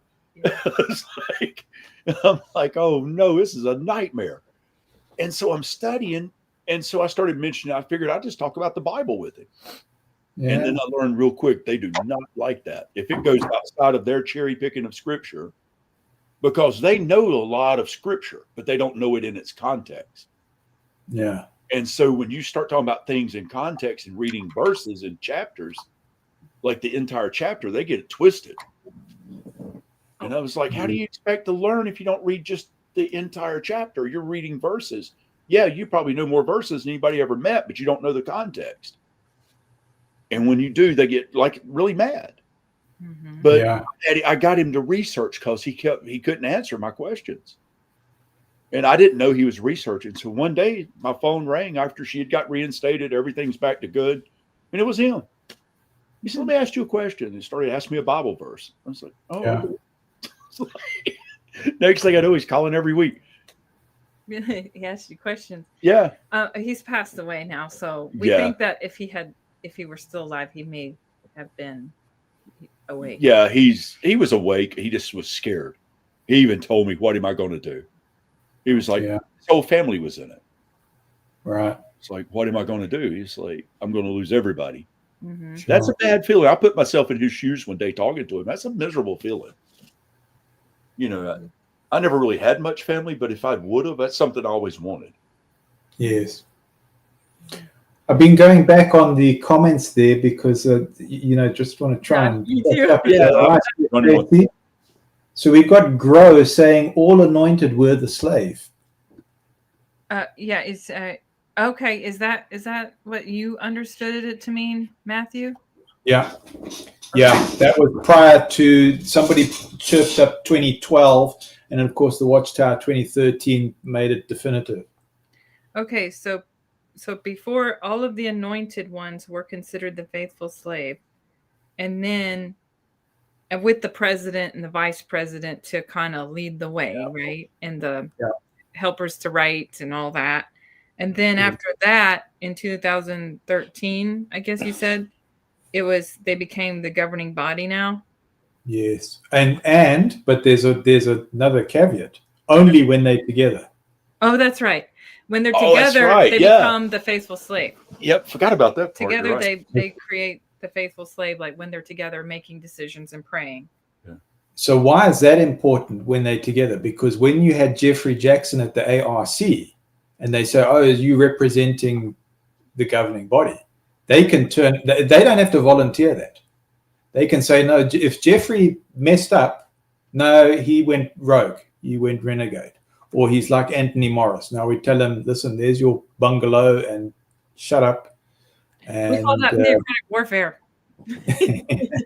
Yeah, so that whole thing is about being able to chop liability, to take each case individually and say, okay, how do we sever that? And it was happening when there were several, I know here in Cape Town, there was litigation where you had some of the anointed that were claiming that they had control over assets. So that was getting back to WHO, and they said, no, it's enough of this. What can we do? And then I forget who it was, but it was somebody probably in legal department was saying, no, let's change it to this governing body when you're all together. And it'll just knock out these claims and these court cases. Mm-hmm. And I remember the one court case here in Cape Town where one of the anointed or professed anointed, however you want to see it, tried that, and the judge just threw it out and says, stop wasting our time. Yeah.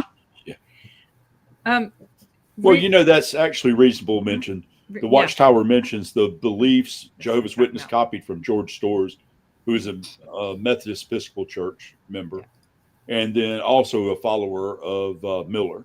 Right, and Miller was he a quoted Baptist. The Watchtower, so I wrote that down. Thank you for providing that information. Yeah, and Henry Grew was a Baptist church, and that's true. But a lot of people forget Russell was an Adventist minister.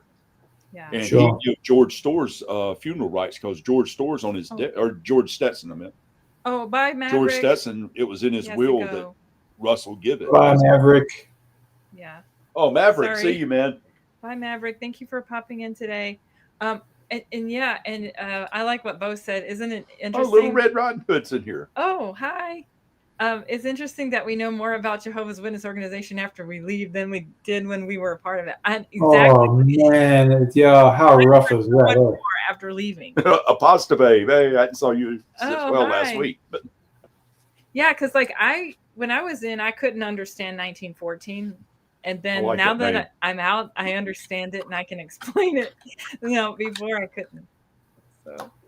Well, I would say that you could extend that further. Would you say that your spirituality has grown? that is true. Yes. Yeah, for sure. Right. I mean, how's that? Yes. So that's Yes, that's very true. the spiritual abuse, and recognizing, oh man, we were suppressed on our spirituality, our true spirituality, and our innate abilities and our growth. Okay. I mean, So Apostle Babe is explaining this thing about the 144,000 for 2012. 144,000, including the governing body, were all considered to be of the anointed. After Yeah. 2012, only the governing body are considered the anointed, or what is that? The FADS? I'm not sure what that stands for. Oh, that's good Oh, information. faithful and discreet slave. Okay. But wait, you're still anointed if you're part of the 144,000, right? Yes, and I'm going to say something else here, that they still represent the anointed. Yeah. Yeah, but they say a lot of them are mentally diseased now. Well, they say Not including them. Yeah. Well, the ones they're counting of the 144,000, anyways, are not, because they think that, because I've seen the numbers going up with the partakers of the Yes. ones. Of course, Yeah. they don't like to provide numbers much anymore, but I mean, I remember one year it was like 8,000, and then another year later, maybe a couple of years later, it was like 20,000. I was like, this number's supposed to go down, not up. Yes. I wonder how they feel about being put in the same category as apostates, though. Yeah. Oh, okay. Well, I can think in most congregations where I served, there was always young anointed popping up. This congregation here had 4. I mean, what's going on, guys? Yeah. So Yeah, I asked the elder I studied with one time about that. And of course, he quotes the scripture, sure as the sun sets in the east. And I was okay, so you really don't have a clue how you know if these people are anointed. Yeah. Well, the thing that was going around that was quite derogatory was many called, few chosen. Yeah. Okay. Yeah, that's actually true. They do say that as well.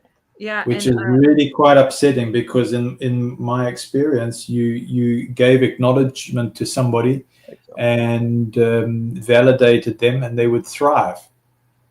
Yes. It's not an accolade. It's not a credit in a toxic environment. It's just terrible. Yeah. And I know, and it's interesting. Like Bo says that they didn't know that they were the governing body until 2012, 93 years after they were appointed by Jesus. I mean, this is the kind of stuff that should wake you up, No, the thing that would wake me up is when somebody would tell me Jesus came invisibly. Well, how do you know he came invisibly? And he chose. Yeah. Psychologists can have a field day with this experiment because it's a real incredibly sophisticated story, this thing, because it's so easy to justify it. There's that scripture, the superior authorities act as God's minister, Jehovah's minister. So I remember a friend of mine, and I said to him, listen, you're going to have to deliver this information to the governing body since you're helping them, right? I said, you with them right now, I can't access you standing right next to them right now. He says, yeah. So I said, let me guess what's going to happen. They're going to bounce it back because they actually want the litigation to occur. Because when they have a policy, the litigation is looked at as God's minister.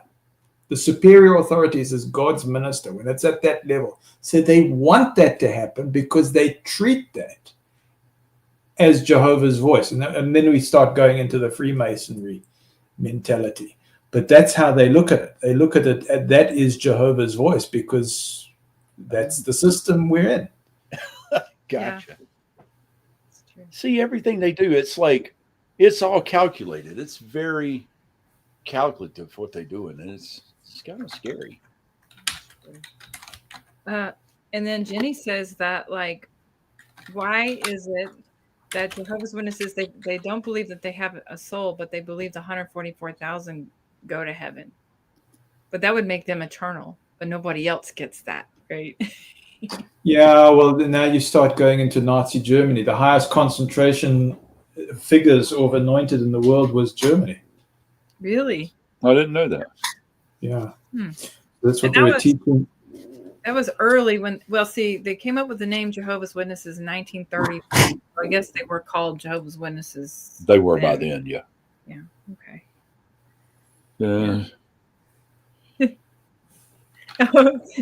Oh, Jay, he's funny. He's like, 1260 times 2 is 2,520.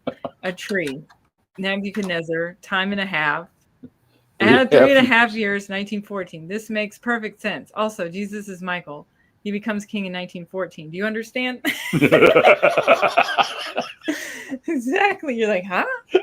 Oh, wait. Wasn't there that one? Do that again. Wait, what was the whole thing about, like, the 3.5 years was like to 1919, right? Really, yeah. And then and he said, he asked the elder about that. He was like, I said it best it would be 1918. I was like, where do you get 1919? That's like 5 years from now, or 5 years calculation, or 4.5. It went 3.5. So what did he say? He didn't answer me. He just looked at me dumbfounded. Like, they don't know how to do math either. I was like, really? So do you guys follow Watchtower historians? Have you come across them? Those guys are really, really good and thorough. Paul, Paul and? Yeah, Paul and David, isn't it? Or something like that. Yeah, they are very clued up. And of course, now they take a more academic approach with going into these things. And of course, what was that all about? It was about Rutherford, who's this judge. Let me push how I'm the big litigation expert here. And what burned his butt was that he was shoved in prison. He resented that. So the whole thing was a big spin, wasn't it? Yep. And see, that's the thing with them. They have a lot of letters and a lot of things available to them that most people don't have, and they come from some very influential backgrounds too, I take it. So yeah, but it was interesting to see, like in the 1800s, how you had bad blood even from the very, very beginning, and it was always spun as, oh well, he's spiritually weak and all of this. And it was a misapplication also of the Matthew 18:15-35 principle. That was that Russell was saying, oh, this is the way that things are done. But when you see things in publication about maybe a brother's gone wayward or whatever, that would come in the extra articles or in the journals or in the Watchtower magazines at that time, and you go with discernment, you can see, no, this wasn't about the things that it's actually saying. You can see that it was about betrayal. All the time it was about a betrayal. Because people want to give. I mean, they want to do the right thing, but when they betrayed, that's when things go wrong, and you see the pattern over and over and over again. But the spin is that the problem is with the person who's freaking out, and they're going, well, you see, he's angry, he's upset. That's not a fruitage of the Spirit. And you go, stop a minute. What is that person's actual story? Let's take a look at that thing and see what's happening, because we're not getting to hear it. They're getting silent. Well, the whole thing that got me with that, I watched those guys, and A.H. Macmillan, who was a person who had no authority whatsoever in Watchtower, Russell left him no appointed place on the board of directors. And all he was a salesman at the graveyard in Pennsylvania that they later sold to the Masons at Russell's request. Right. So you're like, okay, nobody liked him. They questioned his sexuality. Yes. And he had issues, which, that doesn't make him a good or bad person. It's just they were issues during that era. And yet he helps Rutherford. He baptizes Rutherford and helps Rutherford gain control of Watchtower. How he pulled this coup is beyond me. And then Rutherford is the one that wrote up those the will and testament for Russell, which made it easy for him to gain control. And so when the board of directors was presented, the only person that could give him any hassle on getting it, he sends to England. So while he's gone, Rutherford took over. And I forget that guy, Ambrose, wouldn't it? There's a comment from Jenny Parfum. Yeah. I don't understand that the JWs don't believe we have a soul, but do believe that the 144,000 going to heaven. That's an interesting comment, I think. Yeah. Exactly. Who spent time with governing body? I know John has. There's a few that have spent time with governing body.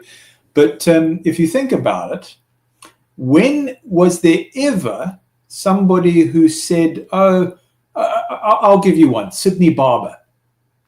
Mm-hmm. So you'll remember Kerry Barber on the governing body. Remember him? If you want to talk about the golden age of governing body, that was kind of 80s period. So he's there. So you talk with Sidney. Yeah, that was my husband, loved him very much. And then he dies. He pops off the scene. And then, of course, he's raised to heaven according to the doctrine. Well, love knows no boundaries, right? And, of course, if he's raised perfect, what would be the first thing that you would do, raised immortal and raised perfect? Well, your love would be perfect. There would still be this quantum connection coming from heaven to the earth to his wife, right? Uh-huh. But which person has ever spoken like that and said, oh yeah, well, Carrie's in this love connection from heaven? You never hear that. That's you true. Never hear it. You know, and Jenny says, don't you think that the governing body do you think that they know that they're misleading people, or they are misled themselves? Yeah, I think that's a good question. Okay, question kind of answers itself, doesn't it? I think that they know what they're doing, because when you get to the top, Raymond Franz got to the top and he realized they were lying. So wouldn't everybody else think that too? That's what I think. It's not a good feeling, that. Yeah. That's why I say all of the apostate stuff I learned from the top tiers. I mean, I never knew about Illuminati. I never knew about MK Ultra. I never knew about Mossad. I never knew about Enochian magic or Kabbalah. And I learned all that from the top tiers at Bethel. I would say that I learned that from some of the most truly apostate people you've ever met. And that's the inversion, isn't it?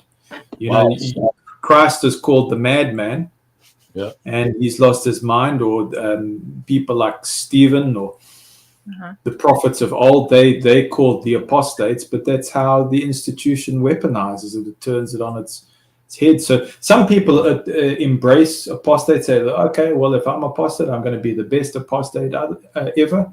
And others just go, no, I'm not going to take this. This is this inversion thing that's done for control. So, you know, you've got a couple of varieties of school of thought. But what has definitely happened is this thing of apostasy has been weaponized to, you know, strengthen the artificial authority structure.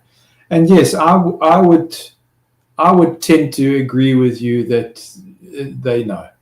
I would tend to agree that, yeah. I suppose we wondered about Tony Morris, though. I see Jay met him, and someone else met Samuel Hurd at an assembly. Yeah, but, like, what's the deal with Tony Morris? Like, I know he was removed from being a governing body member. He's just disappeared, and nobody knows what happened. It's kind of mysterious.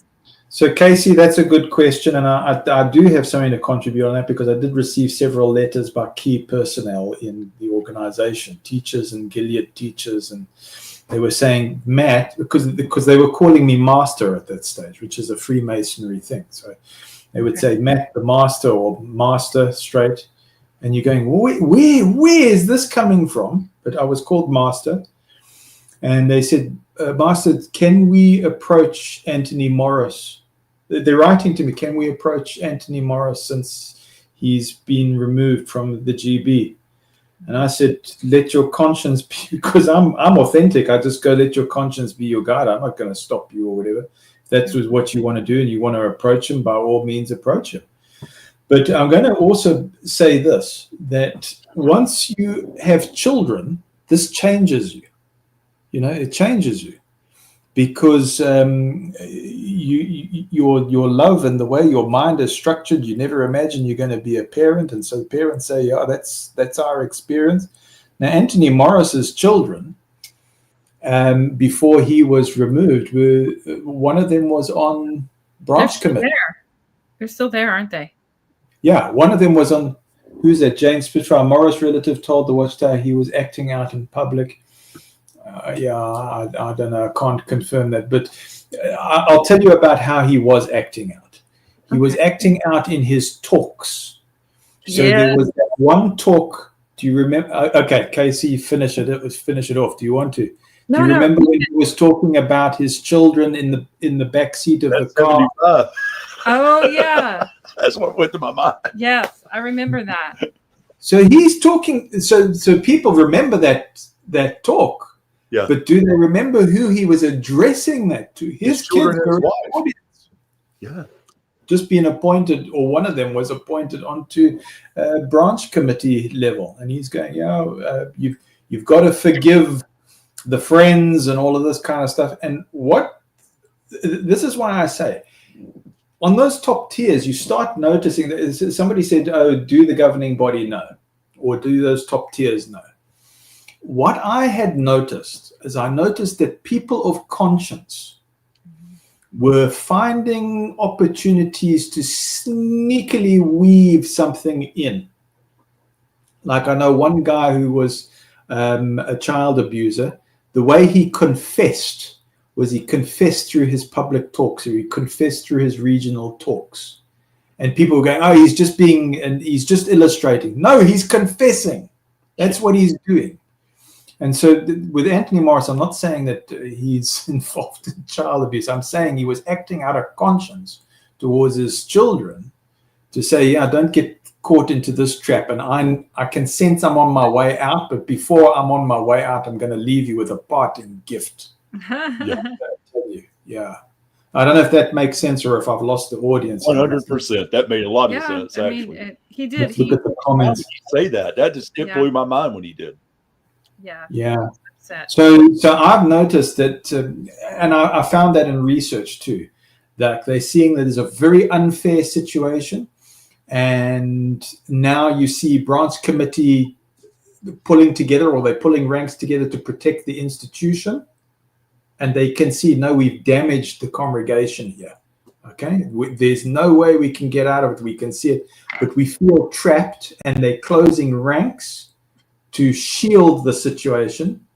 And I've noticed that some look for little weaknesses, little places, weaknesses to legitimately release a bit of information or leak a bit of information or to release some evidence or something like this. So I say people do know, but they are trapped by legal department, which acts as an unseen member of the governing body.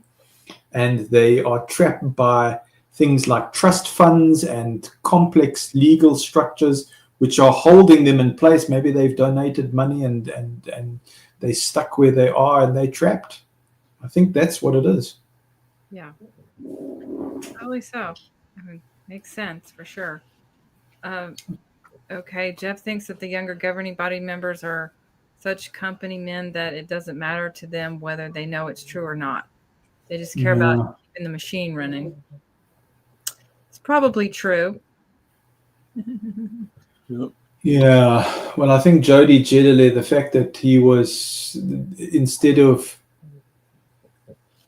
they say he was a special pioneer, but I mean, what's his major skill? Touchstone, which is you want to say the Midas touch, or the when you put gold and you scratch it on a stone slate and you put an acid test.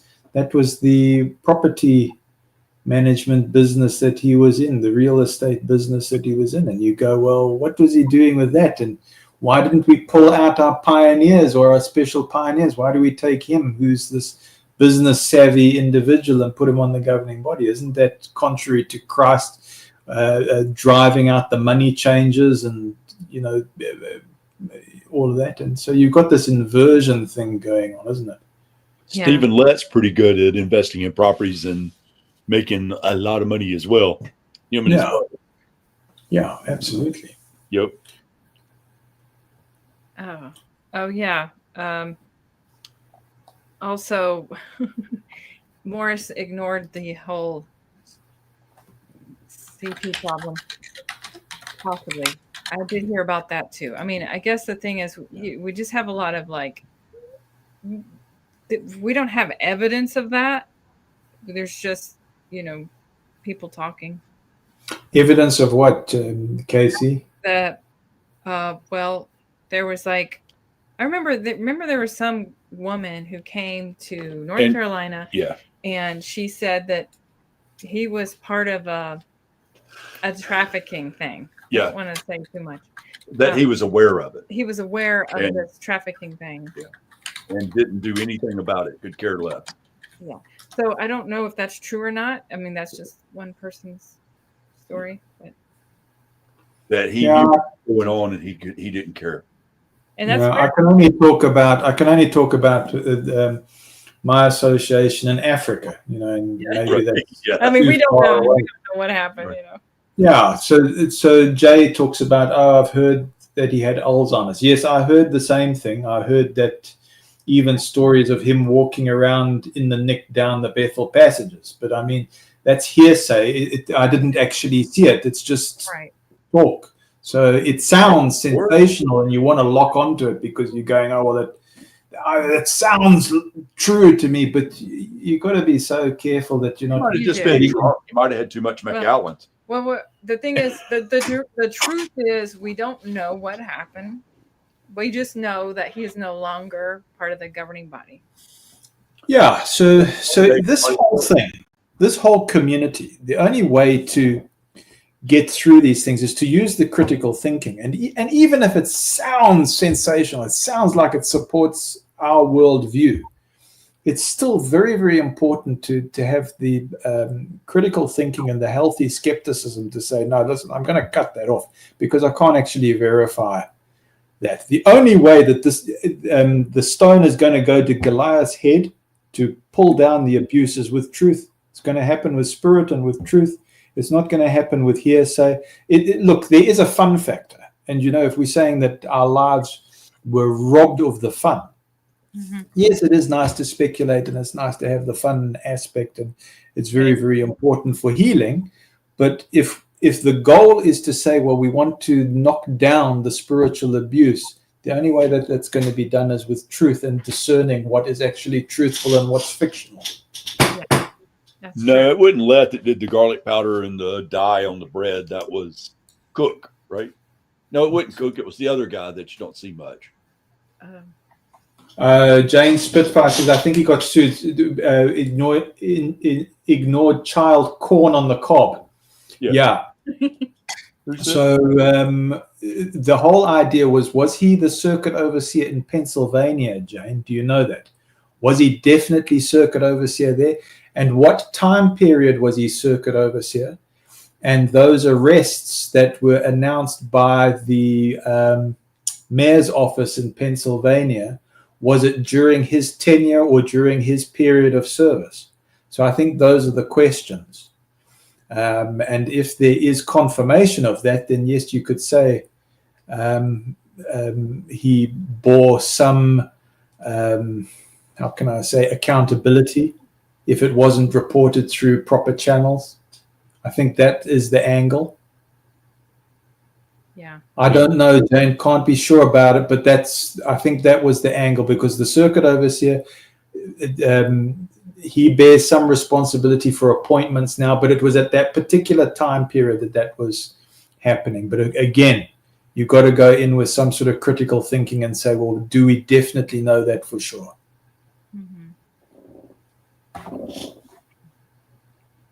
Now we've gone to silence, so that must have been. Yeah. See you, Dallas. Yeah, thanks, Dallas, for coming in. Because there was a problem in 1995 at Bethel. There were some issues.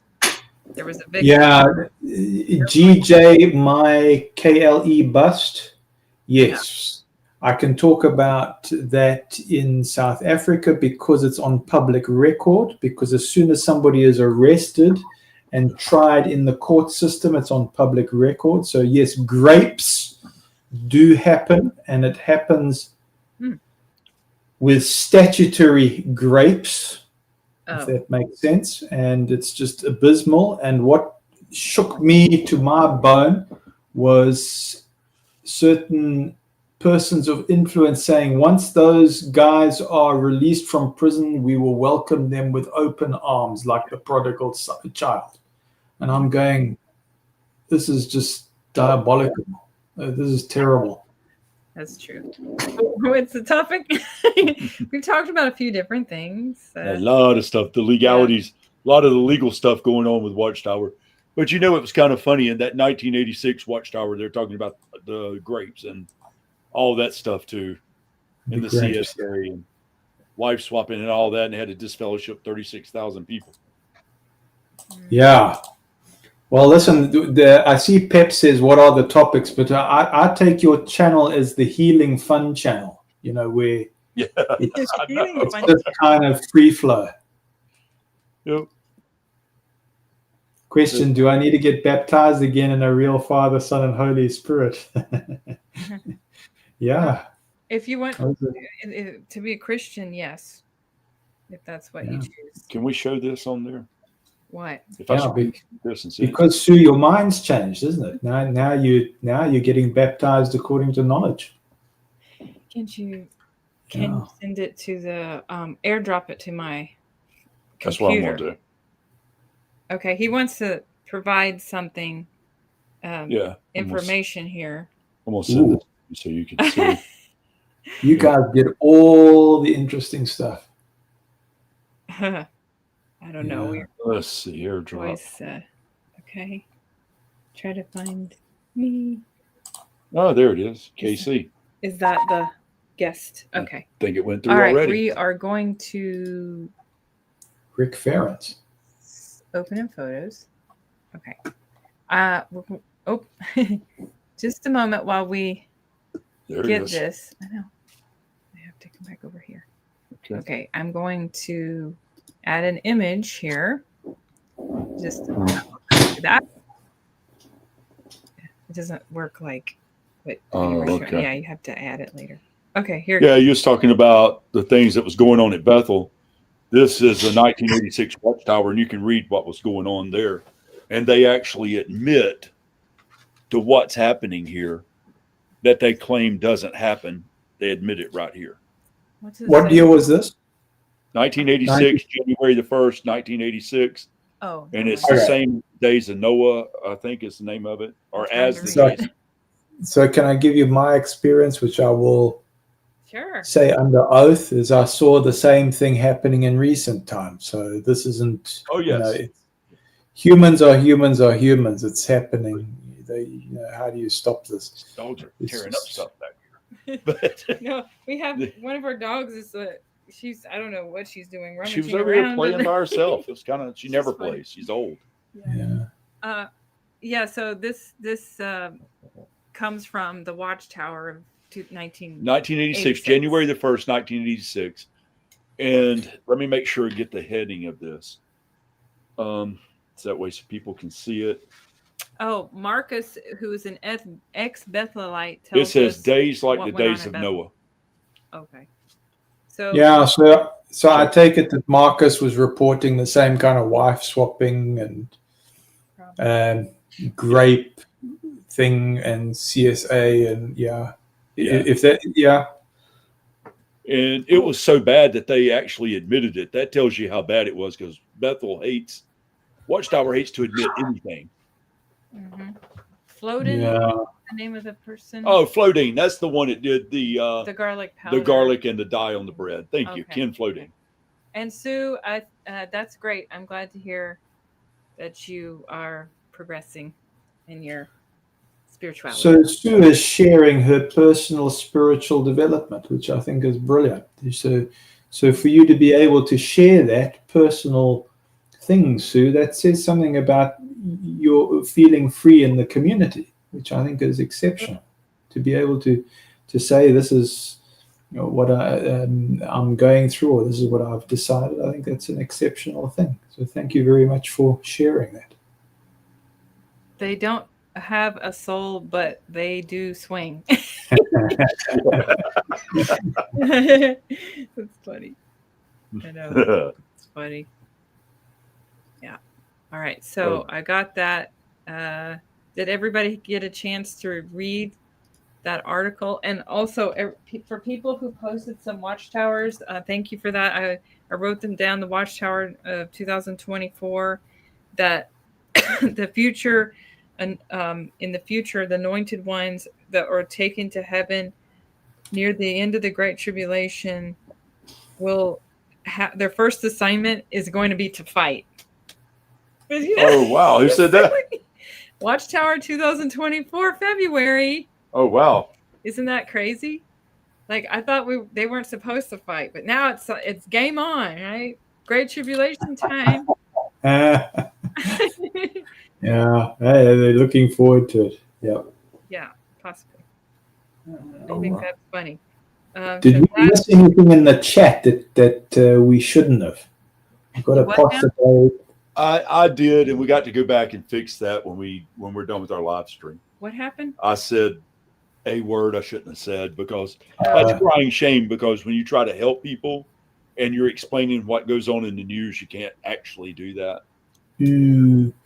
Yeah, it's tricky stuff, the live streams and stuff. Do you guys get penalties from YouTube? Have you had a few and near misses? We fix them before it gets like that. Yeah, we don't. They just tell us to fix it, and it don't count as a strike. But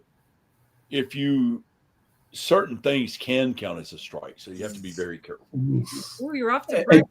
Hash browns, spam and eggs, and a latte. That sounds delicious.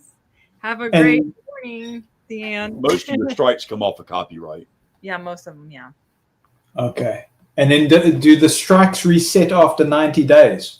Yes. If you don't have another strike within the 90 days. Yep. It's just that copyright stuff. You got to be careful. That's why I just went. We just don't mess with it. Yeah, and I just purchased a program where if I want to play a song that's a real legitimate radio song, I can play it. Yeah. But now, since I purchased that, I don't find the use for the song that I had all these ideas in my head about.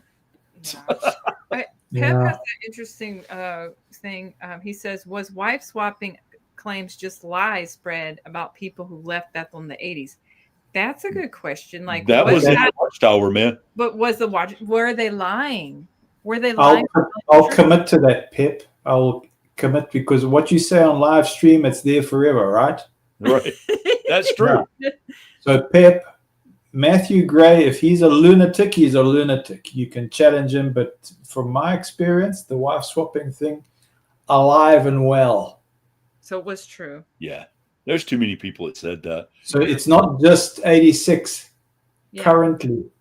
And if you are in those cases, or you find out about those cases, you've got to handle them. They are gross. To actually look at the person again. That's what I was saying to KC earlier. I said I was reminded of a case today because one of these persons is now in good standing. And I'm saying, man, the history is just so messy.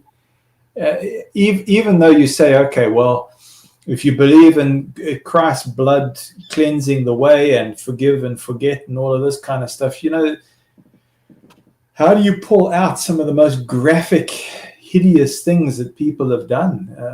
It's very, very difficult. You have to go in for like a detox because the mileage runs up psychologically. Look, some of these people have done such hideous and horrendous things. It's hard to, as a normal human being, it's hard to get past that. Yeah. It just shows you have a good heart. You're empathetic, and that's. Geez, you can't. It's just. I'm sorry. It's just really hard for me. Yeah. We've got crime syndicates here, and I'm only going to say this because it's been in the papers. So pornography rings, all kinds of things. They'll go down to the Navy and steal weapons and all of this kind of thing. Right. It's hectic. And is there underage stuff going on? Yeah, it is, and it's just overwhelming when you start getting exposed to it. Yeah. And it's almost like it's so rife. Where would you even begin? The police are overwhelmed. It's just hectic. Yeah. And then Jenny was wanting to know like what we think about the new art in the JW books, and it's a different style. I've seen a little bit of it. Like some are saying it kind of looks more a little bit futuristic, because they Yes. and there was this separation between the humans and the animals, kind of. Thought we were supposed to be with the animals, but yeah. So Bo says, I can't wait to get into the JW Paradise to see all the high spec architecture showing in their current illustrations. Okay, so Casey, here's one for Jeff Parnell and Jenny Parfum. If you go to, I'm not promoting this, it's up to you. And if you're triggered, please tell me. But if you go to jw.org and you type in governing body, what do you find there? You see frequently asked questions. And if you click on that, you get a picture of the governing body as a silhouette. I don't know if you see that. Really? A silhouette? Oh, yeah, because they're always changing, right? Yeah, so now you've got a silhouette, and you can sort of, is that Anthony Morris? Who's that? Or is that Cook? I don't know who's who. But if you look at the silhouette, we put this past artists that, when you send out art for publication, it's very, very strict because they want to see subliminal imagery. So one of these, how can I say, tabloids for psychologists, when you put a picture for their tabloid, they will vet it because they're all trained in depth psychology and all kinds of things. So they look at these images very, very carefully. Anyway, this image, if you take a look at jw.org and you type in governing body and you get the... Yeah, I can pull it up, actually. I think I know what you're talking about. Yeah, there it is. Yeah. You won't get a strike for this because this is an academic analysis or an examination. Right, no, it's fine. This will be fine. Yeah, so what were you going to say about the picture? So Jeff Parnell already says, yeah, I saw the silhouette. Something felt very off about that illustration. What is it, Jeff? Can you pinpoint what is off? Am I putting you on the spot? Because if I'm putting you on the spot... He was talking about Paradise. No, he said that he mentioned silhouette too, didn't he? Yeah. So Jeff, I tell you what, I'll try and free you up from this. So if you take a look at the right side where the computer is this the picture you're talking about? There we go. Thank you. So take a look at the right, and you can see somebody on a computer. Do you see that? Yes. What do you see in the shirt? Oh, the shirt? Let's see. I wonder if there's a way can I zoom this in? No, you can't. Can you zoom in? Yeah, that might be nice. I don't know if it's nice. Let me see. Nope, that doesn't work either. Okay. But anyway, that's the picture. All right. So you've got the chap there looking down, and he's typing. His hands are on the table. But you see there's a smoke that's all around these people. Look at that. Okay, so there's a smoke. So now, if you use the literature itself... it is a person's face. Okay, yeah. Does it look like a person's face to you? So it could be a reference to a Gauguin painting. It could be... In fact, we had a specialist look at it, and he says, I've identified the painting which is superimposed here. It's kind of... And we said, oh, good. Can you tell us what the painting is, please? Because we can see something, but it's very difficult to identify what it is. So he says, yeah, it looks like it's a Gauguin. He says, oh, it's Golem. He says, oh, Lord of the Rings, it's a Golem. And he says, but if you give me time, he will try and match it towards artwork from like the masters, the masters artists and all this. And I would have to check what it was. I'm forgetting which particular artist it was. I don't think it was Gauguin. But anyway, what was interesting is I think of Sean Esborn Hargrins of the CIHS, California Institute for Human Studies, and he was talking about golems, or if you want to say, Yeah, I suppose an egregore, but let's say a golem, because you can animate a golem psychologically in people's minds. So you can always say there's plausible deniability. No, Matt, that's just nothing. It's just smoke. It doesn't exist or whatever. And you say some people see something and others don't. But in psychology, these things have a meaning, especially at this kind of level, when images are very carefully selected. You wouldn't miss this if you are trained for this. You wouldn't miss it. Yeah, they got a name for that, subliminal imaging. Yeah, and but if you look at the other end of the table, I'm going to see if the guy with the white shirt and tie on at the end of the left side. What do you see? You see a demonic face. Kind of looks like a weird, creepy thing. Let me see. I'm going to zoom in on this, and I'm going to bring it up to the. So in psychology, that's called pareidolia. That's correct. But this is a contrived pareidolia. And they're really bad about we'll give you the reference. If you go to the Spirits of the Dead brochure, you will see that it talks about smoke, or it has the Witch of Endor, and it has Samuel in smoke. So in parapsychology, whether it's a human manifestation or whether it's an actual entity or something like this, we have in the Watchtower literature something called ectoplasm. Yeah, there we go. The smoke. There, yeah, correct. You see that image? There's a demonic face. You can see the skull. Yeah. Yeah. Yeah, there we go. Good spotting. Hey? Why do they do that? Okay, so it is a psychology. It works on the subconscious level. Yeah. And it's like an egregore. You give your golem power. And so when you go to the literature, we might not believe in it. We might say, "Oh, this stuff, just chuck it out. Who cares? Stop fascinating over this." But in psychology, this thing has an impact because they believe in it.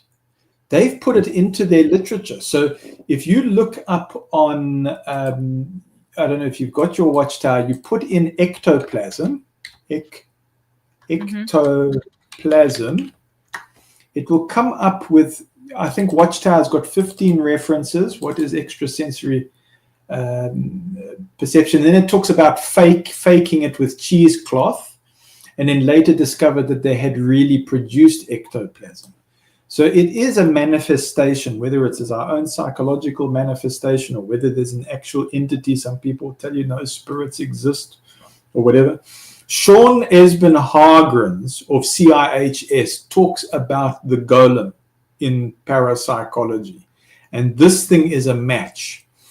So if you go to Russell's writing when it says, well, if they call the master Beelzebub, what about the slave?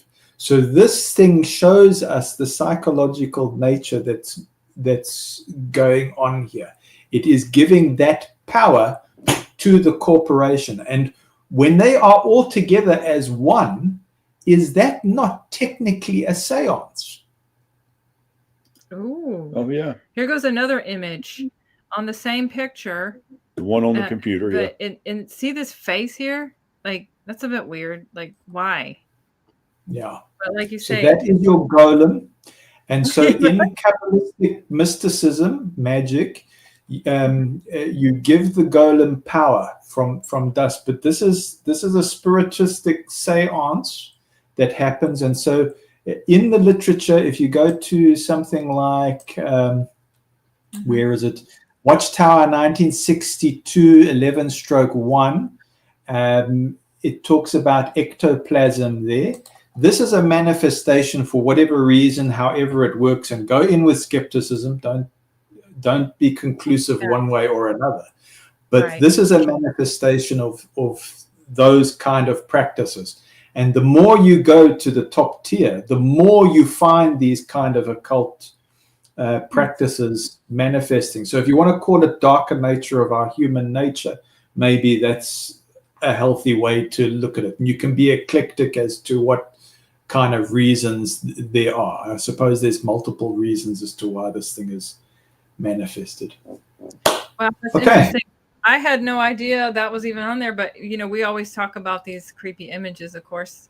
But that's a new one there. I didn't even notice, and I wouldn't have noticed. The skull too. You had to really focus in on it to notice it. And Yeah, I wonder. Yeah, like I like to always link towards a professional. So Sean Esben Hargrins of CIHS has got some very good commentary on this. He has devoted his life to these kind of studies. So they don't give a conclusive this or this or this. They give many eclectic reasons in the psychology, because they have to deal with it as top tier psychologists, because people come in damaged in all kinds of ways. But he has got some very good leading information on this. So Jeff's only ever heard of ectoplasm from Ghostbusters. Yeah, me too, actually. So I don't know if that helps anybody. It is kind of strange. And then you think about the people who are drawing these pictures in the departments. Like, what do they know? Of course, we know about this one. You don't have to even take a picture. Yeah, it's better to do. Of course, we know this picture too of the songbook. This songbook here, right? And then on the back. Hold on, we'll send it over as a picture, so it's better. We're gonna send a picture. Another creepy. We've done stuff about this too in the past, but this is a new image for me. So yeah, creepy. Yeah. And it doesn't one of the make more obvious. What's interesting about it is you can use the organization's own literature to find out what it's all about, because they believe in it. Why do they go on about ectoplasm? Yeah. Well, they're definitely up to some bad stuff, I guess. Okay, we are going to add another picture here. This one, everybody knows this one. But thank you for sharing that, Matthew. That was pretty wild, man. I've never saw nothing like that. You got any more? Maybe you know more, Matthew? Other than sorry. Whoops. That's the best that we've got, isn't it?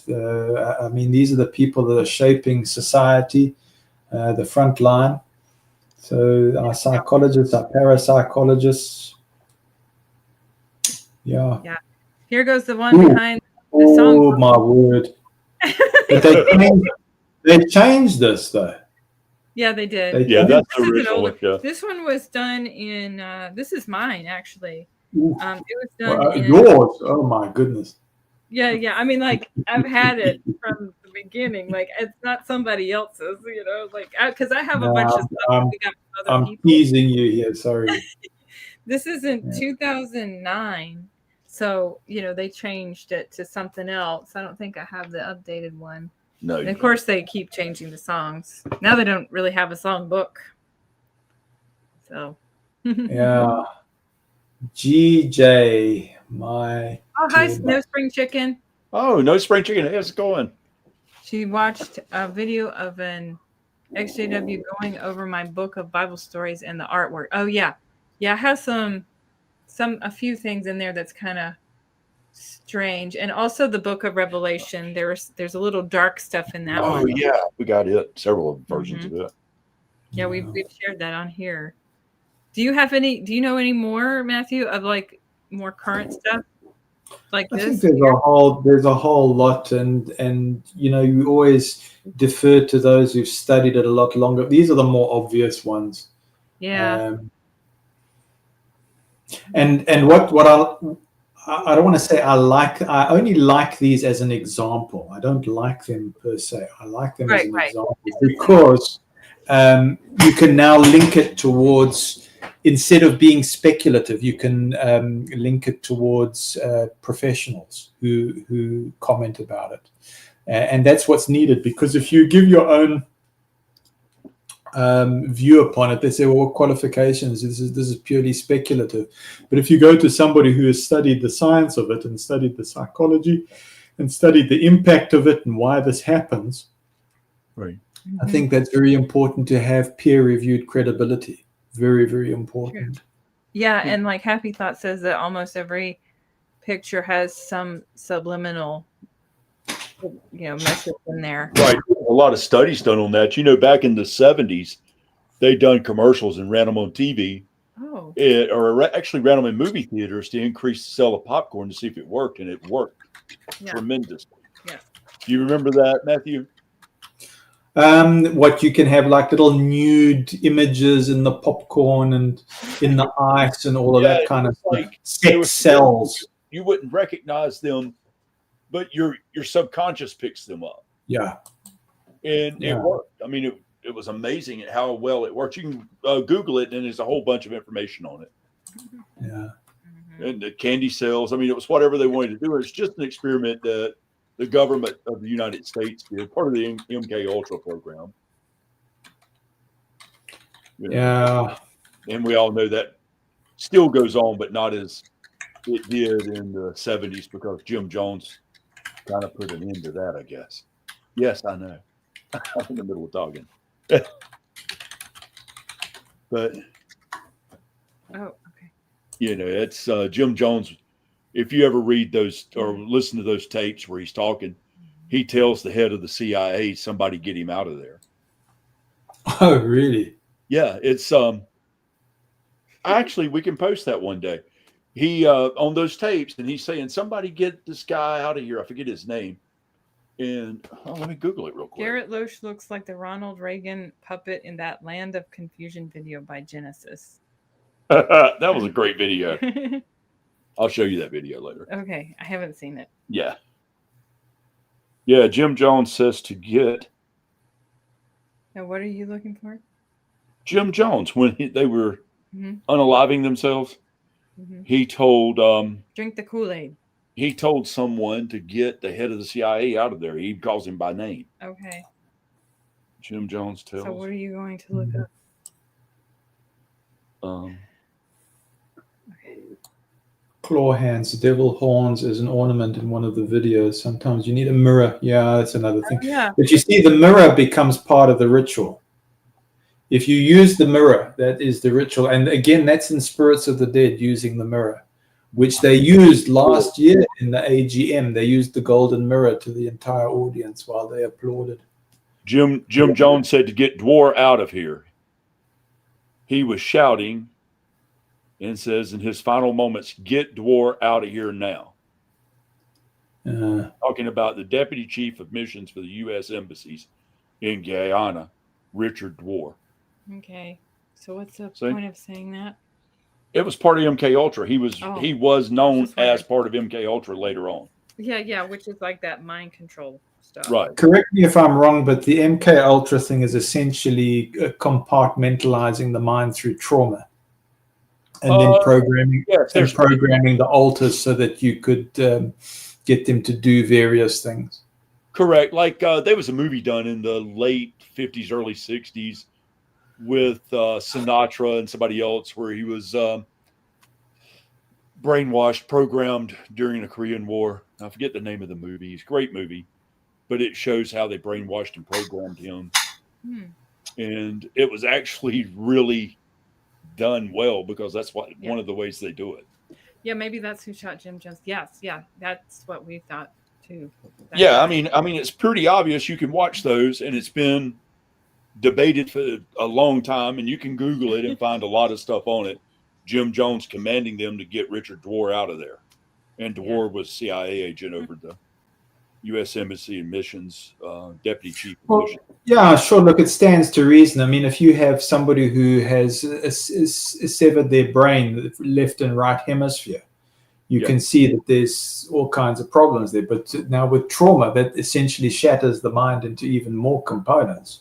Correct. Which can, that's true. And they can do it without physical as well. It's psychological. And you was talking about L. Ron Hubbard. He was notorious for that. Okay. Yeah. I think that's why it's very important in the community to watch all the comments and things like this, because you don't know how somebody can be triggered.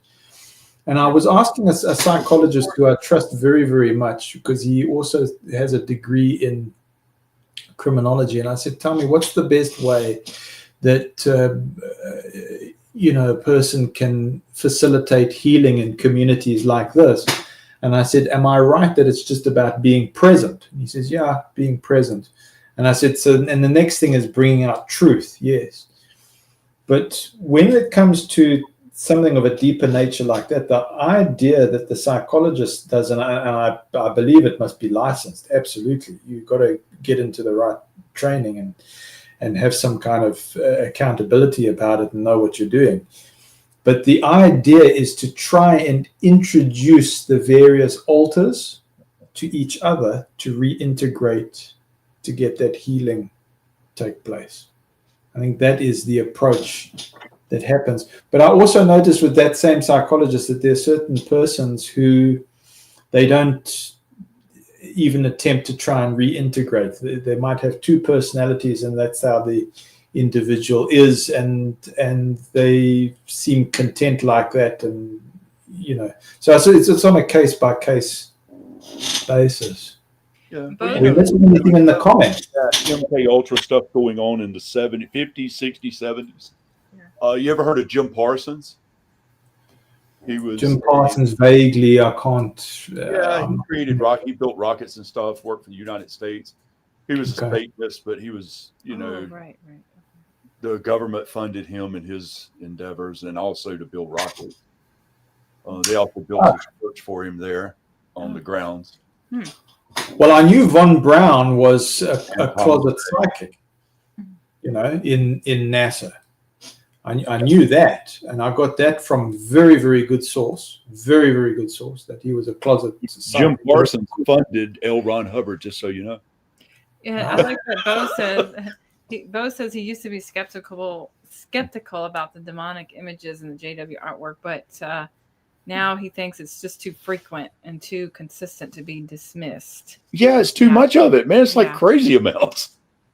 Well, the person that I know that I am connected to is a laser physicist, very respected, and he worked with Von Braun in NASA, and says to me, Von Braun was a closeted psychic, and this physicist sold the idea to Von Braun about training the astronauts with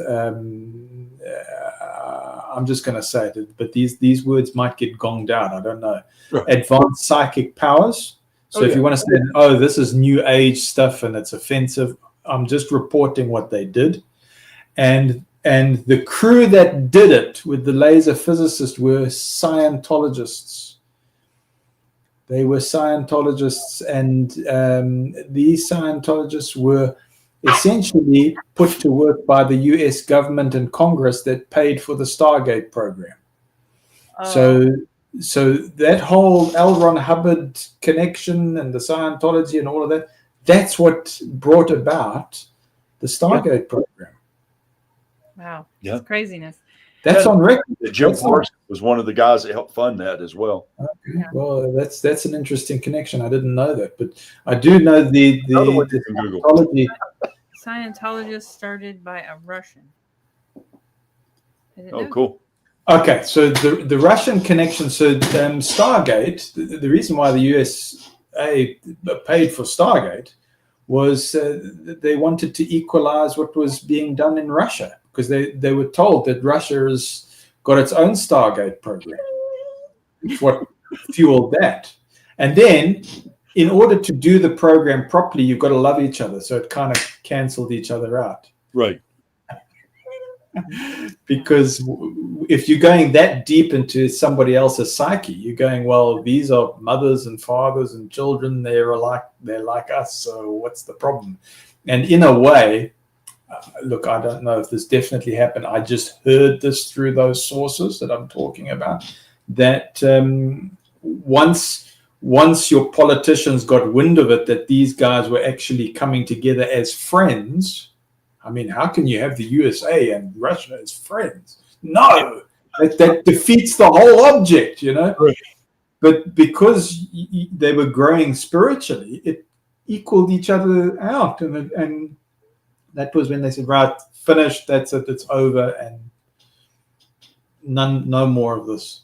But you talk to these guys now and you say, are there more advanced programs that are going on? They'd say, well, if you had this information, what would you do with it? Just think about human nature, and you can ask yourself the question.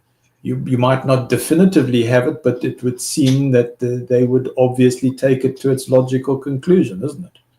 Yeah. Yeah. See, that's the problem with a lot of things. We don't know what goes on. That's like, I don't never talk about politics, but they like to pit people against each other. And behind the scenes, these guys are all friends. A good case in point, Jimmy Carter passes away.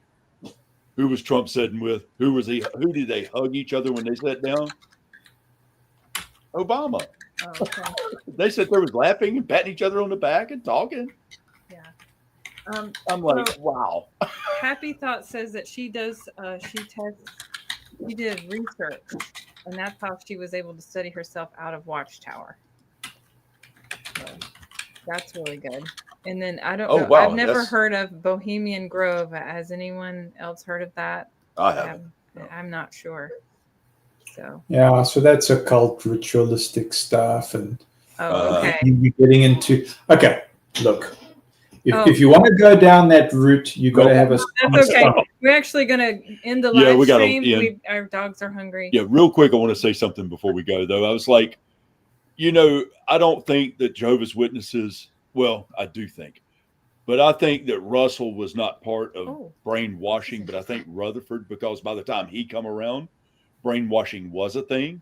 Mm-hmm. China started it and had almost perfected it by that time. And it had been let loose to the West, so we knew about it. And Rutherford was an avid reader. And you can love him or hate him, call him everything you want. The guy was very brilliant, but he was evil, twisted evil. And I think he knew how to manipulate and play people to a brainwashing extent. And then Noor perfected it. Yeah, and this is interesting. Colin says that on Exjw Analyzer, he explains how there's actually 7 different religions. Oh, wow. And I don't know, but I haven't heard that. Who said that? Colin, the other Colin. Okay. Hey, Colin. Galanos. Yeah. So I think that Witnesses, I mean, you have your core beliefs, but maybe some people, I don't know. I haven't ever heard that any Jehovah's Witnesses believe differently. So can I also say thank you very, very much for facilitating this? There's a lot of fun here. You guys bring in a lot of fun factor just in your free flow form. And I say thank you very, very much for facilitating it. It's very, very healing. So thank you very, very much. Oh, yeah. Thank you, Matthew. Thank you for great, man. And thank you for sharing that really interesting information. Us. Yeah. I didn't know that. So that's really great. You definitely have a lot of knowledge. I think the community's got some good knowledge to share all together. And I think that's what it is. It just makes up all the different parts of the spectrum. So I think you've got a really good, strong, good vibe community. So thanks to you and to all. I'm going to sign off. Okay. Thank you. Thank you so much, Matthew. For coming on. We appreciate Pleasure, it. my friend. What time of day is it there, by the way? Just quick. It's like 1 a.m. in the morning, but okay. I knew it was like way several hours ahead. Well, we look forward to seeing you on Saturdays, man. Yeah, thanks for that welcome. I really appreciate it. Go well. Have a good week. Okay, thank you, my friend. You too. Bye. Everybody? It says okay, so well, thank you, Happy Thoughts. We appreciate everybody for coming in today and sharing your points of view and deeper topics like Happy Thoughts said. Damn, that was a lot. I learned a lot. Yes, I've learned something new tonight, and for sure. So I feel like I need to become a Watchtower nerd for real. You are. No, I need to become one. I'm still working on becoming a Watchtower nerd because I still stuff I don't know. Because like you go down this rabbit hole and it's just never ending. Yep. Like, okay, I think I got that. Oh, here comes something else. And Matthew brings a lot to it too, man. And he knows a lot, and he's, Oh, thank you, Colin. He said, I just got home in time to catch this. Glad I did. Oh, thank you. Oh, Colin, appreciate it, my Yes, friend. and thank you, Matthew. Appreciate you coming on today, sharing lots of information. You have a lot Russell, of there's knowledge. somebody. Thank you, Russell, for coming on too. You to Kate. Bo the Hopper. Happy thoughts. You're always loyal. Sorry. Coco is letting us know that it is time to go. She has to eat now. She is not happy with us. She occasionally does like a quick little Snack. yell out. Ah! Sue, thank you. Jenny, and time will pass. Bye, guys. Matthew. And Jane and Jeff. Colin, and Sue. CO Visit came on earlier. Yeah. Let's see. Okay, I'm not Jenny sure how Perfume. to say this. GJ my Cleebust. Maybe I can just call you GKB. GY Michael Bust. Okay. Oh, is that Yeah. Michael? Oh, okay. Michael Bust. Sorry. Happy thoughts, Bo the Hopper. And Jenny Perfume. CJ, Apostate Babe. Pasta Babe. Yep. That's a cool name. And No Spring Chicken.